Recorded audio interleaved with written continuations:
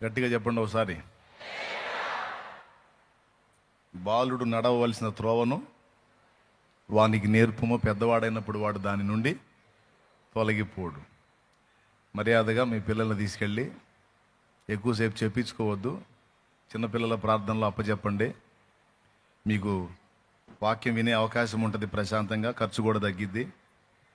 వాడిని పక్కన పెట్టుకున్నామంటే వాడు ఊరక మేకన వెళ్ళినట్టు నవ్వులుతానే ఉంటాడు. డబ్బులు అడుగుతుంటాడు, తీసుకెళ్తుంటాడు, తింటుంటాడు, మళ్ళీ వాడి స్టమక్ పాడు చేసుకుంటాడు మళ్ళీ. కాబట్టి గొడవంతా వద్దు. పిల్లల్ని తీసుకెళ్ళి చక్కగా పక్కన అదిగో ఆ హాల్లో జరుగుతుంది చిన్నపిల్లల ప్రార్థన. చక్కగా తీసుకెళ్ళి పిల్లలకి నచ్చజెప్పుకొని, నాన్న మీరు కూడా దేవుని వాక్యం నేర్చుకోవాలరా బాబు అని నచ్చజెప్పి తీసుకెళ్ళి వదిలిపెట్టండి. రైట్, దేవుని వాక్యాన్ని చూద్దాం. మత్తయి సువార్త 14వ అధ్యాయం. మత్తయి సువార్త 14వ అధ్యాయము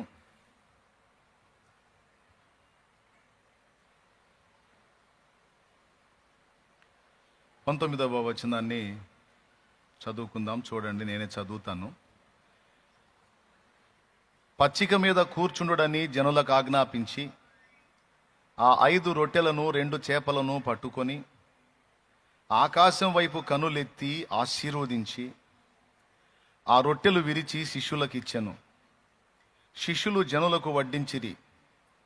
వారందరూ తిని తృప్తి పొందిన తరువాత మిగిలిన ముక్కలు 12 గంపల నిండా ఎత్తిరి. స్త్రీలను పిల్లలను గాక తినిన వారు ఇంచుమించు 5,000 మంది పురుషులు. చిన్న మాట ప్రార్థన చేసుకుందాం. ప్రేమ కలిగిన మా మహాపరిశుద్ధ తండ్రి, ఘనుడవగు దేవా, నీకు స్తోత్రము. నీ దయాపూర్వక సంకల్పాన్ని బట్టి రాత్రి వేళ విస్తారమైన సంగతులు మాతో మాట్లాడి మా విశ్వాసాన్ని బలపరిచినందుకు స్తోత్రము. మరొకసారి నీ పాదాల చెంతకు వచ్చాం తండ్రి. మేము తిరిగి మా గృహాలకు వెళ్ళనై ఉండగా దయచేసి మాతో మాట్లాడండి. మా మనోనేత్రాలు వెలిగించండి. మాకు అవసరమైన ఆత్మీయ సంగతులు బోధించి మమ్మల్ని ప్రోత్సహించండి. ఉపదేశాన్ని అడ్డగించే దురాత్మ దయ్యపు అంధకార శక్తుల ప్రభావమును నజరేయుడగు యేసు నామములో బంధిస్తున్నాం. దేవా, మీ వాక్యమును పంపండి. మా పొరపాట్లు క్షమించండి, మా అపరాధాలు క్షమించండి, అవిధేయతలు మన్నించండి. దయతో క్షమించి మీరే మాతో మాట్లాడమని యేసు ప్రశస్త నామమున ప్రార్థించి, నిదాసుడు అయోగ్యుడు అపాత్రుడు నిదాసుని క్షమించి నీ కొరకు వాడుకోమని, నీ బిడ్డల్ని స్వస్థపరిచి మనశ్శాంతినిచ్చి ఆదరణనిచ్చి ధైర్యపరిచి నీ వాక్కు వెదజల్లమని యేసు ప్రశస్త నామమున ప్రార్థించి వేడుచున్నాము తండ్రి. ఆమేన్, ఆమేన్.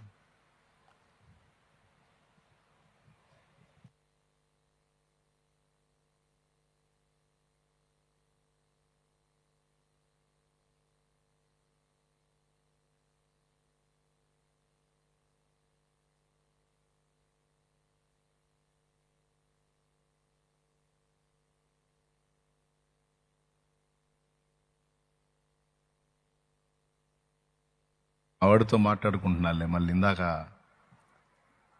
బ్రేక్ వేసాక వాడు టెన్షన్ పడతాడని, వాడిది అసలే చిన్న గుండె, అందుకని వాడికి చెప్తున్నాను, టెన్షన్ పడవాకరా, అప్పుడప్పుడు అంతే చెప్తుంటాను నేనని చెప్తున్నాను నేను. మళ్ళీ వాడు ఫీల్ అయినా ఏసై ఫీల్ అవుతాడు, అందుకని వాడిని ఏదో కన్విన్స్ చేసుకుంటున్నాను. దేవుని స్తోత్రం. హల్లెలూయా. అబ్బాయి, మీరు కూడా వాడిని ఏం అనవాకండి. ఇందాక అందరూ వచ్చి పాడారు కదా, సౌండ్ లేచిందిలే. ఓకేనా? ప్రశాంతంగా ఉండు. ఎక్కడొచ్చి ఆగాం మనం? ఏం చేద్దాం, మాకు ఒక కమిట్మెంట్ ఉండాలి, ఒక అండర్స్టాండింగ్ ఉండాలి, లేకపోతే కష్టం అయిపోద్ది. అందుకని మళ్ళీ ఏళ్ళతో పెద్ద మీటింగులు ఉన్నాయి రేపు. అందుకని దేవుడు, జాగ్రత్తగా వినండి, కాసేపు తిరగాలనుకున్న వాళ్ళు ఇప్పుడే తిరగండి. కొంతమందికి అదేందో అదొక సరదా. ఒక దగ్గర కూర్చోరు, ఊరక మేకలు తిరిగినట్టు తిరుగుతూ ఉంటారు. గొర్రె నిలబడ్డ దగ్గర మేసిద్ది, మేక అట్టగా తిరుగుతూ ఉంటుంది. అది 7 పొలిమేరలు తిరిగినా కూడా వెలగబడినంత వెళ్తుంటుందంట మేకకి. దాని బతుకు అది ఏం చేద్దాం.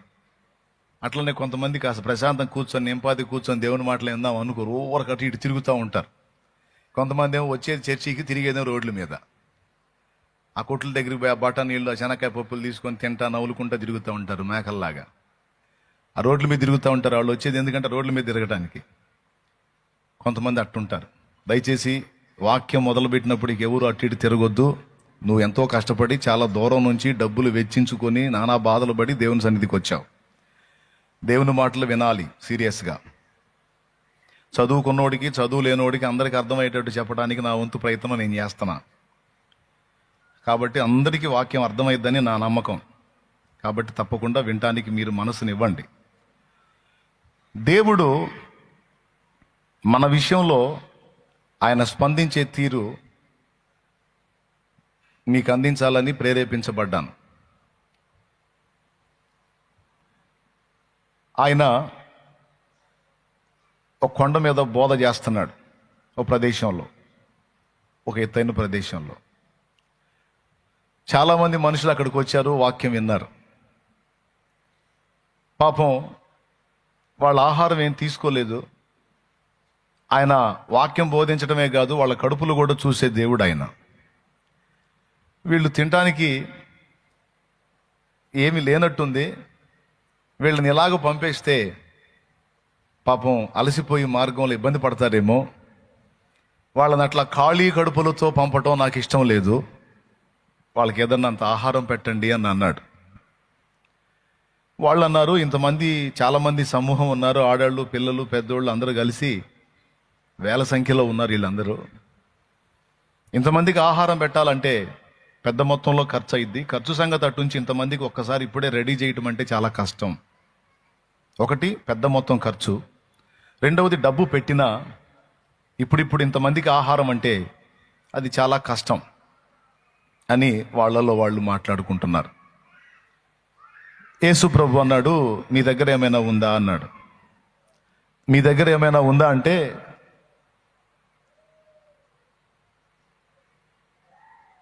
సండే స్కూల్ నుంచి జంప్ అయిందా? నేను నా బందికానాలని వచ్చినట్టుంది. దగ్గర తీసుకొస్తాను. బాగా వినండి. మీ దగ్గర ఏమైనా కలదా అని యేసు ప్రభు అడిగితే, ఓ చిన్నోడు మరి వాళ్ళ అమ్మవాడికి ఇచ్చినట్టుంది తినరా అని, యేసయ్య దగ్గరికి వెళ్తున్నావు కదా, ఆకలి అయితే తినరా అని ఇచ్చినట్టుంది, 5 రొట్టెలు 2 చేపలు. వాడు వాటిని తినలా, వాడి దగ్గర భద్రం చేసుకున్నాడు. అది తీసుకొచ్చి ఆంద్రేయకి చూపించాడు. నా దగ్గర 5 రొట్టెలు 2 చేపలు ఉన్నాయి, మరి ప్రభు అడిగాడు కదా మీ దగ్గర ఏమైనా కలదా అని, నా దగ్గర ఇది ఉంది అన్నాడు. అప్పుడు ఆంద్రేయ యేసు ప్రభు దగ్గరికి అవి తీసుకెళ్ళి, ప్రభువా మీ దగ్గర ఏమైనా కలదా అని అడిగావు, ఈ చిన్నవాని దగ్గర 5 రొట్టెలు 2 చేపలు ఉన్నాయి, అయినా ఇన్ని వేల మందికి ఇవి ఏమాత్రం అని అన్నాడు ఆయన. పర్వాలేదు, నాకు ఇవి అని అవి తీసుకొని ఆకాశం వైపు కనులెత్తి స్తోత్రం చేసి వాటిని ఆశీర్వదించి విరిచి ఇంకో గంపలో వేయటం మొదలుపెట్టాడు. జనాల్ని పచ్చిక మీద పంక్తులు పడ కూర్చోబెట్టండి నీట్గా అని కూర్చోబెట్టి ఆశీర్వదించి ఆ 5 రొట్టెలు 2 చేపల్ని విరవటం మొదలుపెట్టాడు. విరవక ముందేమో 5 రొట్టెలు 2 చేపలే. వాటిని విరవటం మొదలుపెట్టిన తర్వాత అవి విస్తారం అయిపోతున్నాయి. విరవబడక ముందేమో అవి 5 రొట్టెలు 2 చేపలే, మొత్తం 7. ఎప్పుడైతే ఆయన ఆశీర్వదించి విరవటం మొదలు పెట్టాడో అవి విస్తారం అయిపోతున్నాయి. ఎంత విస్తారమైనవి అంటే స్త్రీలు పిల్లలు గాక తిన్న పురుషులు 5,000 మంది. పురుషులు 5,000 మంది అంటే స్త్రీలు ఎంతమంది ఉంటారు ఊహించండి. ఇప్పుడు ఇక్కడ చూడండి మీరు, పురుషులు ఎక్కువ స్త్రీలు ఎక్కువ? అప్పుడు అక్కడ కూడా అంచనా వేయండి. కనీసం 5,000కి తక్కువ ఉంటారా వాళ్ళు? 5 వీళ్ళు 5, 10,000. పిల్ల బ్యాచ్ మొత్తాన్ని కనీసం సగం వేసుకున్న, 2.5 వేసుకున్న 12-13,000 మంది జనాలు అక్కడ ఉంది. అంతమంది ప్రజలకు ఈ 5 రొట్టెలు 2 చేపలే ఆయన విరిచిస్తా ఉన్నాడు, వస్తా ఉన్నాయి, విరిచిస్తా ఉన్నాడు, వస్తా ఉన్నాయి. అంతమంది తినంగా మిగిలిన ముక్కలు 12 గంపలు ఎత్తారు అని ఇప్పుడు మనం చదువుకున్నాం. తిన్నవాళ్ల సంఖ్య కూడా చెప్పాడు, ఎన్ని గంపలు నింపారో కూడా చెప్పాడు. అక్కడ ఉంది 5 రొట్టెలు 2 చేపలే. ఆ కొంచెము ఇన్ని వేల మంది కడుపులు నిండగా 12 గంపలు అయినాయి. ఎలా అయినాయి? ఎలా అయినాయి? యేసయ్య చేశాడు. దైవశక్తి ద్వారా అది జరిగింది, మనకందరికీ తెలుసు. ఈ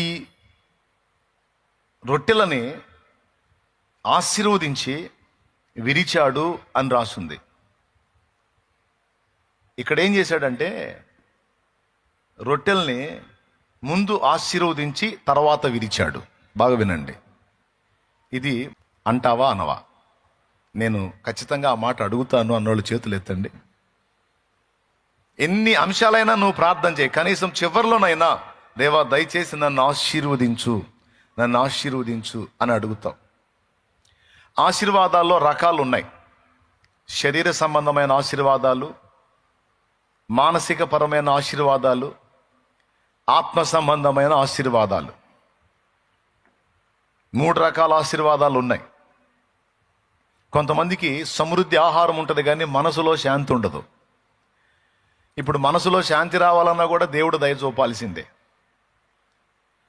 అలాగే ఆత్మీయ జీవితంలో బలాభివృద్ధి కలగాలన్నా కూడా దేవుడు కృప చూపాల్సిందే. అలాగే శరీర సంబంధమైన జీవితంలో మనకు కావాల్సిన అవసరాలు తీర్చబడాలన్నా కూడా దేవుడు కృప చూపాల్సిందే. శరీరానికి, మనసుకి, ఆత్మకి, ఈ 3ంటికి కావాల్సిన సహాయం దేవుడు చేయాల్సిందే. కాబట్టి ఖచ్చితంగా మనం దేవుణ్ణి ఏమడుగుతామంటే దేవా నన్ను ఆశీర్వదించు అని అడుగుతాం. ఆ దేనికి సంబంధించిన ఆశీర్వాదం అంటే మొత్తం కలిపి కొడతాం మనం. నా శరీరానికి సంబంధించిన ఆశీర్వాదాలు నాకు ఇవ్వు, మనసుకు సంబంధించిన ఆశీర్వాదాలు నాకు ఇవ్వు, ఆత్మకు సంబంధించిన ఆశీర్వాదాలు నాకు ఇవ్వు అని స్పష్టంగా అడగం. కలిపి కొడతాం ఒకటే మాట, నన్ను ఆశీర్వదించు, నన్ను దీవించు ప్రభువా, నా యందు కనికరం చూపని సహజంగా అడుగుతాం. తప్పేం కాదు. ప్రతిరోజు నువ్వు ప్రార్థన చేసేటప్పుడు కనీసం ఒక్కసారైనా ఆ మాట అడుగుతావా, అడగవా? ఇందాక చేతులు ఎత్తారు అందరూ. ఎట్టి పరిస్థితుల్లో అడుగుతాం. నేను కూడా అడుగుతా, అందరినీ దీవించు, నన్ను కూడా దీవించు తండ్రి అని అడిగితే తప్పే ఉంది? తప్పేం కాదు. నేను కూడా అడుగుతా. అయితే రోజు మనం దేవుని ముందుకెళ్ళి దేవా నన్ను ఆశీర్వదించు, దేవా నన్ను దీవించు అని మనం అడుగుతున్నప్పుడు ఈ ప్రార్థన దేవుని దగ్గరికి వెళ్తుందా, వెళ్ళట్లేదా? విశ్వాసంతో ఆయన సన్నిధికి వెళ్ళి మనం పెట్టే మొర్ర ఆయన దగ్గరకు చేరుతుంది. ఆయన మన ప్రార్థన ఆలకిస్తాడు. అన్న మంచోళ్ల ప్రార్థన ఆలకిస్తాడు, యథార్థవంతుల ప్రార్థన ఆలకిస్తాడు. నాలాంటి పనికిమాలిన దాని ప్రార్థన, పనికిమాలినోడి ప్రార్థన దేవుడు ఎందుకు వింటాడు అనే డౌట్ నీకు వచ్చిద్దేమో. ఆయన పాదాల దగ్గరికి వెళ్ళి మోకాళ్ళుని పనికిమాలినోడు ప్రార్థించినా దేవుడు వింటాడు. పనికిమాలినోడు మొర్ర పెట్టినా కూడా విశ్వాసంతో, ఆ విశ్వాసాన్ని బట్టి దేవుడు తప్పకుండా సహాయం చేస్తాడు. ఎందుకంటే విశ్వాసం నుంచి ప్రార్థన చేస్తున్నాడు గనుక ఆ ప్రార్థన దేవుడు ఖచ్చితంగా వింటాడు. ఆయన పేరే ప్రార్థనలు ఆలకించువాడు. ఎందుకో చెప్తా. దావీదు బత్షెబ విషయంలో తేడాబడ్డ తర్వాత, ఆమె భర్త అయినటువంటి ఊరియాను చంపించిన తర్వాత దేవుని యొక్క కోపము, శాపము దావీదు మీదకి వచ్చింది. వచ్చి దావీదు చాలా బాధాకరమైన పరిస్థితిలోకి వెళ్ళిపోయాడు. సొంత కొడుకే శత్రువు అయిపోయాడు. సొంత కొడుకు దగ్గర కొంతమంది దుష్మన్లు తయారై తండ్రిని గాజేయాలన్న పథక రచన అహీతోపెలు అనేవాడు చెప్పాడు. ఎవరికి? అబ్షాలోము, దావీదు కొడుకు అబ్షాలోము వానికి చెప్పాడు. మీ నాన్న ఇక్కడ నుంచి పారిపోయాడని, ఎటో వెళ్ళిపోయాడని, ఇక నాకేం ఇబ్బంది ఉండదని నువ్వు అనుకుంటున్నావేమో. మీ నాన్న బ్రతికుంటే వెరీ డేంజర్, కాబట్టి మీ నాన్నని చంపేయాలి. నువ్వు నాకు కొంచెం కోఆపరేట్ చేయి. నేను కొంతమంది మనుషుల్ని తీసుకొని పోయి, సైన్యాన్ని తీసుకొని పోయి మీ నాన్నని వెతికి వేటాడి మీ నాన్నని మట్టు పెడతాను, మీ నాన్న చంపేస్తాను. అప్పుడు నీకు శత్రుశేషం ఉండదు. లేకపోతే ఎప్పటికైనా మీ నాన్న నీ మీద వచ్చి పడే అవకాశం ఉంది అని వీడు ఆలోచనలు చెప్తుంటాడు అబ్షాలోముకి. అబ్షాలోము ఆ ఆలోచనల విషయంలో తర్జన భర్జన పడుతుంటాడు. అక్కడే హూషై అనేటువంటి వాడు ఒకడు ఉంటాడు. ఇతడు దావీదు పక్షం వాడు. అహీతోపెలేమో అబ్షాలోము పక్షం వాడు, అంటే దావీదు కొడుకు పక్షం వాడు. ఇక్కడ దావీదు శాపాన్ని అనుభవిస్తున్నాడా, ఆశీర్వాదంలో ఉన్నాడా? మీరు చెప్పండి, పెద్దగా చెప్పండి. చేసిన తప్పుకి శాపాన్ని అనుభవిస్తున్నాడా, దీవెనలో ఉన్నాడా? సింపుల్గా చెప్పొచ్చు, రాజ్యం వదిలిపెట్టి సింహాసనం వదిలిపెట్టి వెళ్ళిపోవాల్సి వచ్చింది అంటే అగచాట్ల మారి పరిస్థితుల్లో ఉన్నాడు, శాపంలో ఉన్నాడు. ఆ స్థితిలో ఉండి ఒక్కటే ఒక మాట అంటాడు, దేవునికి వెళ్ళి చూసి, ప్రభువా, అబ్షాలోము దగ్గర చేరిన అహీతోపెలు ఆలోచన చెడగొట్టవా అని అడుగుతాడు. అహీతోపెలు ఆలోచన చెడగొట్టవా అని అడిగితే ఆ ప్రార్థన దేవుడు విని నిజంగానే అహీతోపెలు ఆలోచన అబ్షాలోము వినకుండా చెడగొడతాడు. కాబట్టి ఇక్కడ గమనించాల్సిన విషయం ఏంటంటే, మనం విజయంలో ఉన్నా వైఫల్యంలో ఉన్నా మన విశ్వాసంతో దేవుని పాదాల దగ్గరికి వెళ్ళి మనం ప్రార్థన చేసినప్పుడు తప్పనిసరిగా మన ప్రార్థన దేవుని దగ్గరకు చేరుతుంది. ఇంతవరకు మీకు అర్థమైంది? ప్రార్థన వెళ్తుంది.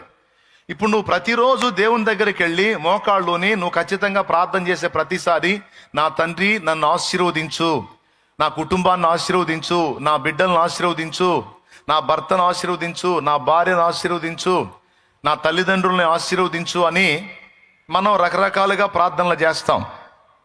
మనల్ని దీవించమని కోరతాం, మన వారిని, మనకిష్టమైన వారిని కూడా దేవుడు ఆశీర్వదించినట్లు మనం అడుగుతాం. అయితే ఈ ప్రార్థనలన్నీ గాలికి పోవట్లేదు, ఈ ప్రార్థనలన్నీ అక్కడ వినబడతాయి. రెండవది, అక్కడ వ్రాయబడతాయి. దేవుని సముఖంలో వినబడతాయి, జ్ఞాపకార్థంగా వ్రాయబడతాయి. ఒట్టి ప్రార్థనలే కాదు, ఆ ప్రార్థనలు చేసేటప్పుడు మనం కార్చే కన్నీళ్లు కూడా అక్కడ రాయబడతాయని బైబిల్ గ్రంథంలో గతంలో మీకు చూపించాను నేను. 56వ కీర్తన 8వ వచనంలో, నా సంచారములను నీవు లెక్కించి ఉన్నావు, నా కన్నీళ్లు నీ బుడ్డిలో దాచి ఉన్నావు, అవి నీ కవిలలో కనబడును కదా అంటాడు. కవిలే అంటే పుస్తకంలో రాయబడ్డాయి నా కన్నీళ్ళు అని భక్తుడు ప్రార్థించాడు, దేవుడితో మాట్లాడాడు. బాగా వినండి, అంటే మన కన్నీళ్లు బుడ్డిలో దాచబడుతున్నాయి. అవి ఎన్ని సార్లు మనం కన్నీళ్లు గార్చామో అవన్నీ కూడా రాయబడ్డాయి. 2, మూడవది, మనం చేసిన ప్రార్థనలన్నీ కూడా దేవుని పాదాల చెంతకు వెళ్ళాయి. ఇప్పుడు కనీసం రోజులో ఒక్కసారైనా, కనీసం 2 సార్లైనా, కనీసం 3 సార్లైనా ప్రార్థించినప్పుడు తప్పనిసరిగా నన్ను బ్లెస్ చేయి తండ్రి, ఆశీర్వదించు తండ్రి అని అయితే ఖచ్చితంగా అడుగుతాం. రోజు తప్పనిసరిగా మన ప్రార్థనల్లో నన్ను ఆశీర్వదించు అని మనం దేవుని ముందు చేసే మనవి దేవుని సముఖంలోనికి వెళుతుంది, జ్ఞాపకార్థంగా చేర్చబడుతుంది, వ్రాయబడుతుంది అని నేను చెప్పాను. అది ఎన్నిసార్లు అంటే చాలాసార్లు. ఎన్ని రోజులు నువ్వు ప్రార్థించావో, ఎన్నిసార్లు ప్రార్థించావో, ప్రార్థించిన ప్రతిసారి నన్ను ఆశీర్వదించు అనే మాటలు అక్కడికి వెళ్తాయి. అయితే ఇక్కడ గమనించాల్సినటువంటి విషయం ఏంటంటే, నువ్వు ఆశీర్వదించమని అడిగినప్పుడు, అది కూడా అనేక సార్లు నువ్వు అడుగుతున్నప్పుడు తప్పకుండా దేవుడు ఆ విషయమై శ్రద్ధ నిలుపుతాడు. నిన్ను ఆశీర్వదించాలని దేవుడు పూనుకున్నప్పుడు దేవుడు చేసేటువంటి ఒక పనిని నీ దృష్టిలోనికి తీసుకొని రావాలని ఈ అంశం ఎత్తుకున్నాను. ఏం చేస్తాడు? నిన్ను ఆశీర్వదించాలని దేవుడు అనుకున్నప్పుడు ఏం చేస్తాడంటే, ఆశీర్వాదానికి తగిన వ్యక్తిగా ముందు నిన్ను సిద్ధపరచుకుంటాడు. నువ్వు ఆశీర్వదించు అనగానే వెంటనే ఓకే ఆమెన్ అనడు. దేవునికి స్తోత్రం. ఎందుకంటే ఆశీర్వాదాన్ని తట్టుకోవడానికి కూడా శక్తి కావాలి. కొంతమంది ఆశీర్వదించబడకముందు బాగున్నారు, ఆశీర్వదించబడ్డ తర్వాత ఒక దారయ్యారు. గర్వహృదయులై, పనికిమాలినోళ్ళై, లోకానుసారులై, శరీరానుసారులై పాడైపోయారు. వాళ్ళు ఆశీర్వదించబడక ముందు దీనస్థితిలో ఉన్నప్పుడు వాళ్ళు క్రమంగా ఉన్నారు, దేవుని యందు భయభక్తులు కలిగి ఉన్నారు, అన్ని లెక్కలు బాగున్నాయి.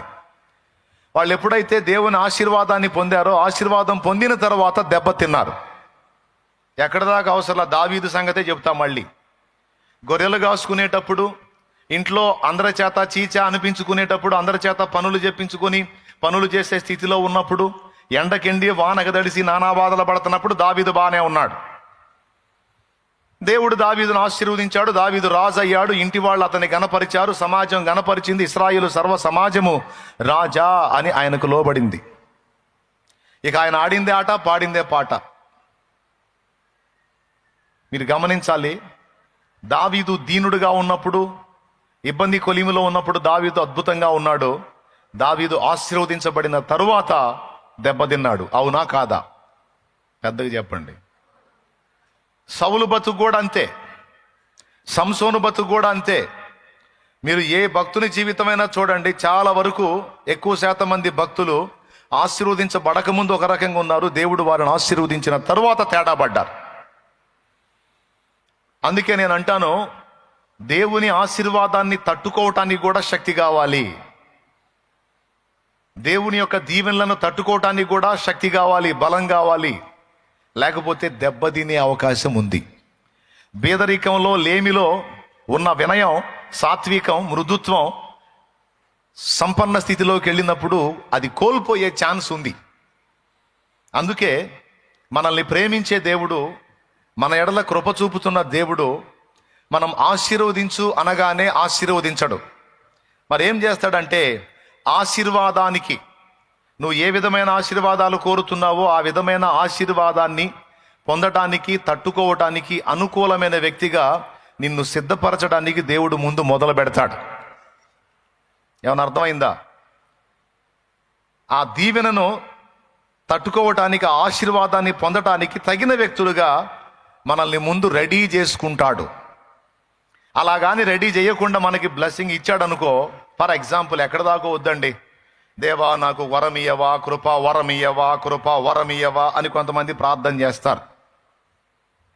స్వస్థపరచు వరమో, ఆత్మల వివేచనో, ప్రవచన వరమో, భాషలో ఏదో ఒకటి అడుగుతూ ఉంటారు.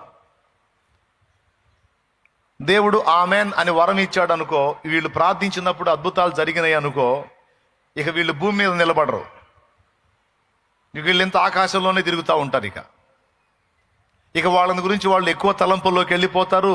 ఇంకా చెప్పాలంటే అతిశయించే ప్రమాదం ఉంది. అలా అతిశయించి గర్వహృదయులైతే వాళ్ళు దేవునికి హేయులవుతారు, అసహ్యులవుతారు. ఇప్పుడు లేని వరం ఇయ్యనేలా, దాన్ని చూసుకొని నువ్వు మిడిసిపడనేలా, నేను నిన్ను అసహించుకోనేలా? అవునా? మరి కాదు ప్రభు, మరి నాకు వరం ఇయ్యాలంటే అది నీకు వచ్చినా కూడా నువ్వు తట్టుకునేటట్టు ముందు నిన్ను రెడీ చేసుకుంటాడు దేవుడు. అర్థమైతే స్తోత్రం చెప్పు, పెద్దగా చెప్పు. దాన్ని తట్టుకునే వ్యక్తిగా ముందు నిన్ను రెడీ చేసుకుంటాడు. అది దేవుని పద్ధతి. ఆ తర్వాత పర్వాలేదు, సిద్ధపడ్డాడు, సిద్ధపడింది, ఇంకా నేను బ్లెస్ చేసిన, ఆశీర్వదించిన, ప్రమాదం ఉండదు అనుకుంటే అప్పుడు తప్పకుండా నువ్వు అడిగినటువంటి ఆ కృపలను నీకు దయచేస్తాడు ఆయన. ఇక్కడ 2 పద్ధతులు దేవుడు పాటించినట్టు మనకు కనపడిద్ది. కొంతమందిని ముందే ఆశీర్వదించి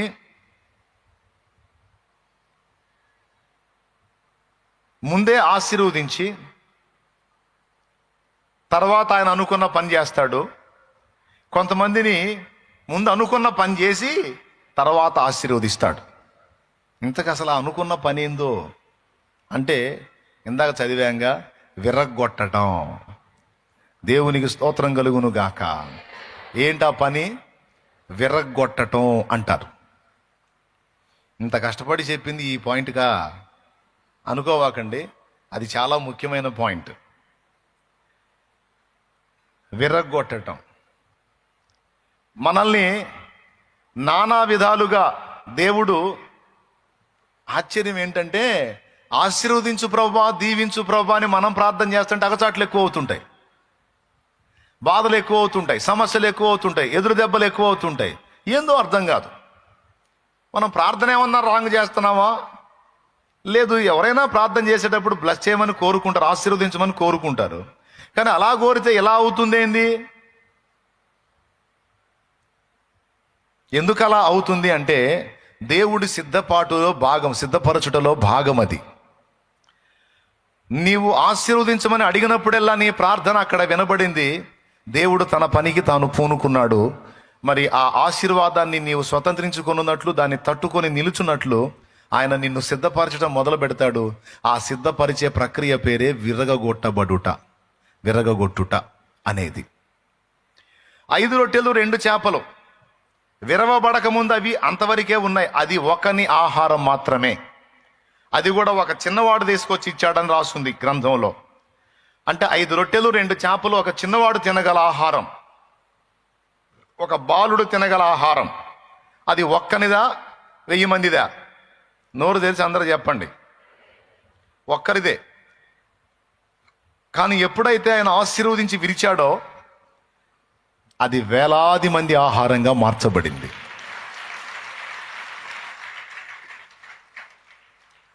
అంతకుముందు అది ఒక్కరికే పనికొచ్చేది.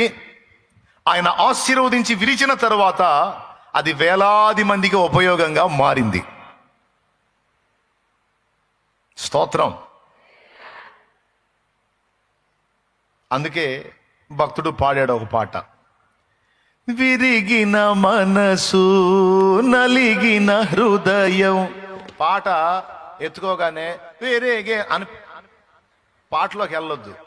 పాటలోని పదాలు ఏందో విను, పదాలు ఏం చెప్తున్నాడో విను. ఆ పదాల్లోకి నువ్వు ఎంట్రవు. అవి నీ పదాలుగా దేవునితో మాట్లాడుకో. ఇప్పుడు పాడతా అంటే నువ్వు కూడా పాడొచ్చు, ఇబ్బంది ఏం లేదు. కానీ కొంతమంది పాట మీద మైండ్ పెట్టి పదాలు వదిలిపెడతారు. అలవాటు అయిపోయి పరలోక ప్రార్థన చేయండి అంటే పరలోక వందన మా తండ్రి నామం పరిశుద్ధపరచబడిన నీ రాజ్యం వచ్చుగా అన్నట్టుగా మంత్రాలు చదివినట్టు. అసలు నామం పరిశుద్ధపరచబడటం అంటే ఏంటి, రాజ్యం రావటం అంటే ఏంటి, కొంచెం ఆలోచించాలి కదా.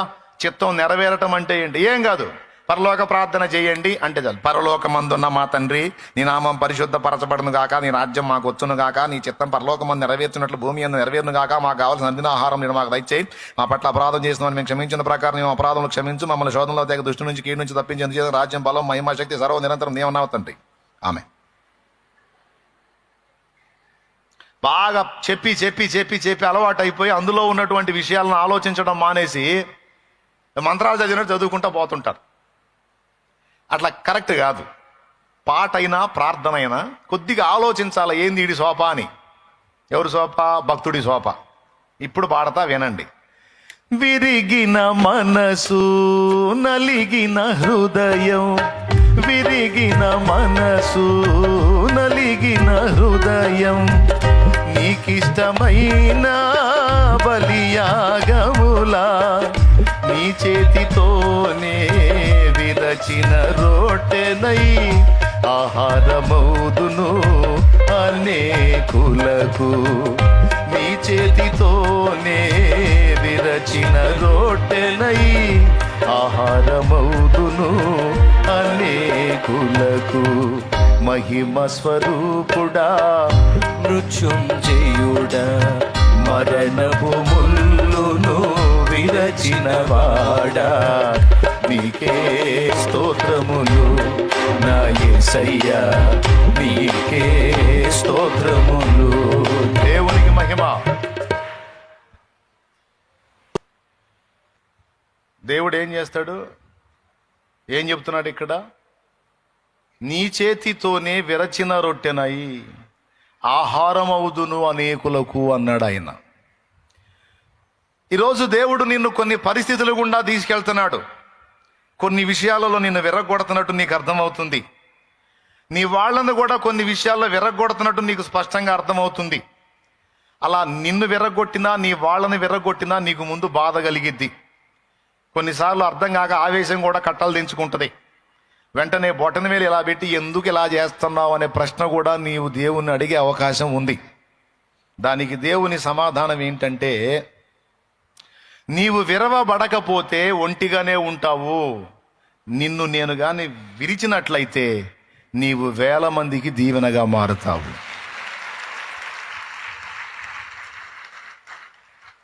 అందుకే నేను నిన్ను విరగొట్టడానికి పూనుకున్నా. ఏమన్నా అభ్యంతరమా? అభ్యంతరం అయితే చెప్పు, వదిలేస్తా. అప్పుడు ఒంటిగానే ఉంటావు. లేదు లేదు నేను అనేకులకు ఆశీర్వాదంగా ఉండాలి. నువ్వేమడుగుతున్నావు అంటే నన్ను ఆశీర్వదించు, ఇతరులకు ఆశీర్వాద కారణంగా చెయ్యి అని అడుగుతున్నావు. తప్పనిసరిగా అలా చేస్తా. మరి ఇతరులకు నువ్వు ఆశీర్వాద కారణంగా ఉండాలి అంటే నా చేతిలో నిన్ను విరవక తప్పదు.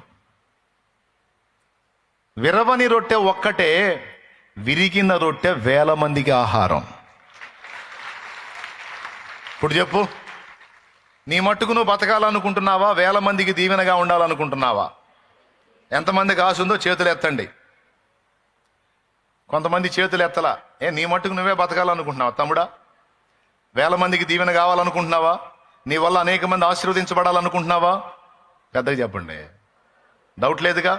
నిజంగా ఆశ నీకుందా? రైట్, దేంచో అలాంటి హృదయవాంఛ నీకుంటే, అలాంటి ఆశ నీకుంటే తప్పకుండా నా దేవుడు ఆశ తీరుస్తాడు.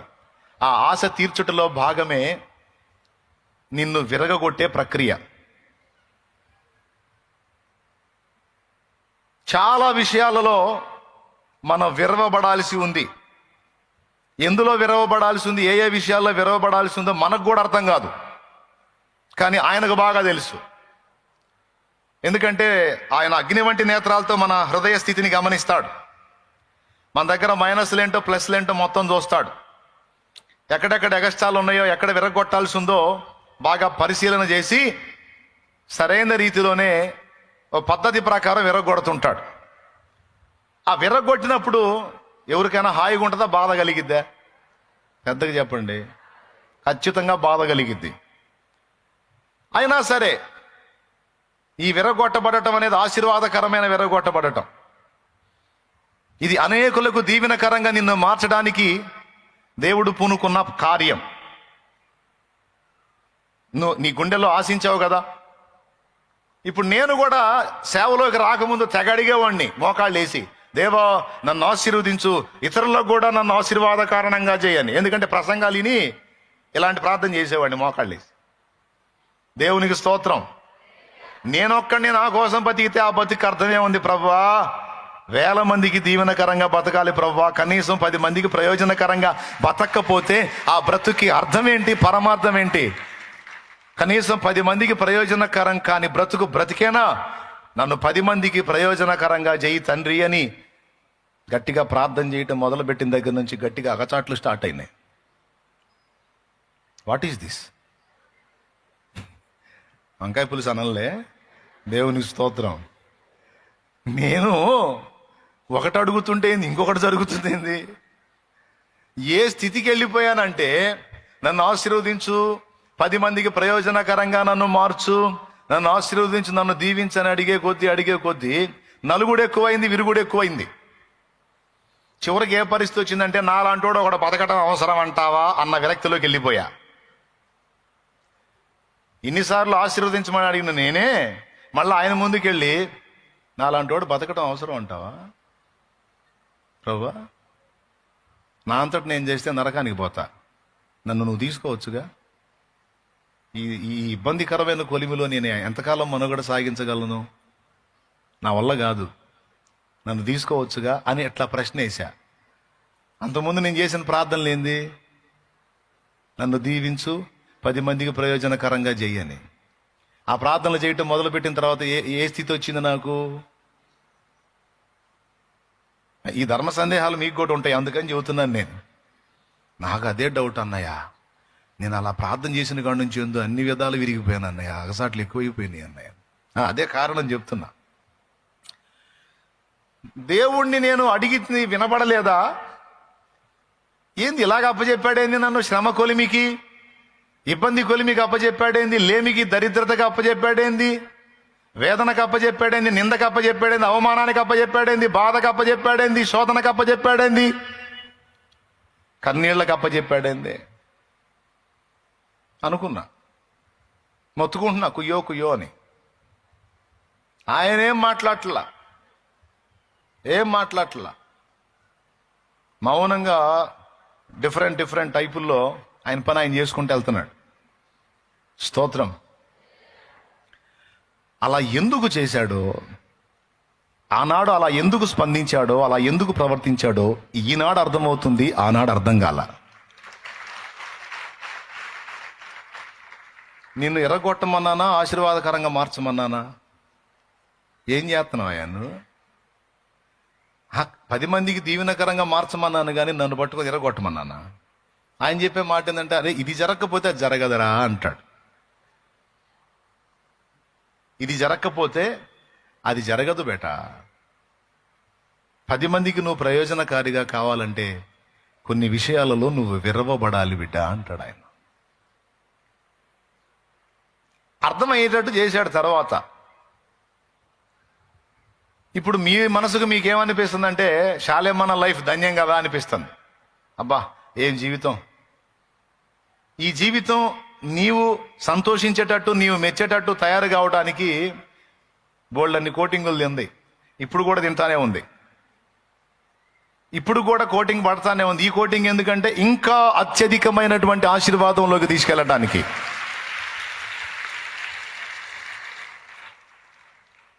ఇంకా అదనపు ఆశీర్వాదంలోకి, ఇంకా మరికొంతమందికి దీవెనకరంగా మార్చడానికి మళ్ళా కోటింగ్ పడతానే ఉంది. ఒకప్పుడేమో కోటింగ్ కొత్త కదా, అర్థం కాల, టెన్షన్ పడ్డా. ఇప్పుడు కోటింగ్ అర్థమైంది, ఇంకా అప్పచెప్పుకొని ఊరుకున్నా. నీ చిత్తమే జరుగునుగా, దేవునికి స్తోత్రం కలుగునుగా. నేను చెప్పే అర్థమవుతున్నాయా మీకు? దేవునికి మహిమ. అర్థం కాకపోయినా చేయగలిగింది ఏం లేదు. ఆదివారంగా మళ్ళా యాడ్ జీవితం అది. ఏ విషయాల్లో విరగొడతాడు? మొత్తానికి విరగొట్టడం అయితే కన్ఫామ్. ఏ విషయాలలో ఆయన విరగొడతాడు, ఏ విషయాలలో మనం విరవబడాల్సి ఉంది, విరవబడుట ద్వారా ఏమేమి కలుగుతుంది అనే రెండు సంగతులు. మొట్టమొదట ఆశీర్వదించి విరవకపోతే విస్తారం కాం. విరవబడని రొట్టెలు ఒక్కడి ఆహారం అయితే, విరవబడిన రొట్టెలు, ఆశీర్వదించబడి విరవబడిన రొట్టెలు 1000 మందికి సరిపోయినంత ఆహారమైంది. ఆ 5 రొట్టెలు, ఆ 2 చేపలే 1000 మంది కడుపులు నింపినాయి. నా ముందున్న దైవజనులు కూడా అనేక మందికి ఆహారం అయ్యారు. ఈరోజు నా బ్రతుకు కూడా అనేక మందికి ఆహారంగా మారింది. ఇంకా మారాలని కోరుకుంటున్నా. మరి మీరు కావద్దా? అనేక మందికి ఆహారంగా కావాలా వద్దా? కావాలంటే మరి ఆశీర్వదించబడాలి. రెండవది, ఏ విషయాల్లో విరవబడాలంటే టూకీగా 4 ముక్కలు చెప్పుకుందాం. మొట్టమొదటిది, మన స్వాతిశయం విషయములో మనల్ని విరగొడతాడు దేవుడు. స్వాతిశయం అంటే నేను, నా అనే స్వార్థపూరితమైన విషయాల విషయంలో విరగొడతాడు ఆయన. ఏమన్నా అర్థమైందో లేదో మరి. నేను, నా సొంతం, నాది, నా వరం, నా పేరు, నా ప్రఖ్యాతులు అనే విషయంలో విరగొడతాడు ఆయన. అది మనలో ప్రతి మనిషిలో ఉంటుంది. ఈ నేను, నా అనే స్వార్థం, దాని మీద వేస్తాడు దెబ్బ. అంతవరకు నేను, నా అనేటువంటి నేచర్ పోయి ఇక సమాజం మీదకి దృష్టి మళ్ళేటట్టు చేస్తాడు. సమాజంలోని వ్యక్తుల యొక్క శ్రేయస్సును కోరుకుని ఏ స్థితికి వెళ్ళిపోతాడంటే, ఇతరులే నాకంటే గొప్ప, నేను ఏ పాటి వాడిని, ఏ పాటి దాన్ని అన్నంతగా విరగొడతాడు ఆయన. దేవునికి స్తోత్రం. అలా విరవబడకపోతే సెకండ్ లూసిఫర్ లాగా అయిపోయే అవకాశం ఉంది. పౌలుకి చాలా ప్రత్యక్షతలు ఇచ్చాడంట. పౌలుకి చాలా ప్రత్యక్షతలు ఇచ్చాడు. నిజమే, పౌలు రాసిన అన్ని పుస్తకాలు బైబిల్లో ఇంకెవరు రాయలా. ఒక్కొక్క పత్రిక ఒక్కొక్క ఆణిముత్యం, మర్మాల గని. అంతేకాదు పౌలు చేత విశేషమైన సూచక్రియలు, మాత్కార్యాలు కూడా జరిగినాయి. దేవుడు ఇచ్చి ఒక ముళ్ళు గుచ్చి పెట్టాడంట. నేను చెప్పలా, పౌలే చెప్పాడు. ఒక్కసారి మీరు 2 కొరింథీ పత్రిక 12వ అధ్యాయము 7వ వచనం చదవచ్చు. నాకు కలిగిన ప్రత్యక్షతలు బహు విశేషముగా ఉన్నందున వాళ్ళని తీని నాన్న.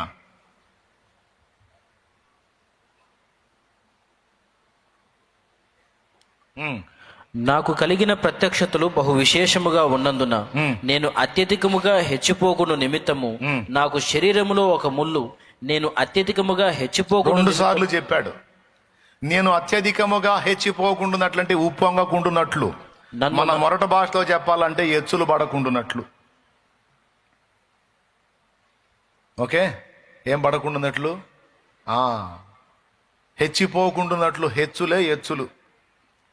నేను అలా ఎచ్చులలోకి వెళ్లకుండునట్లు, హెచ్చింపుల్లోకి వెళ్లకుండునట్లు నన్ను నలుగుగొట్టుటకు అదుగదుగదుగదుగదుగదు. సాతాను యొక్క దూతగా ఉంచబడెను. ఏం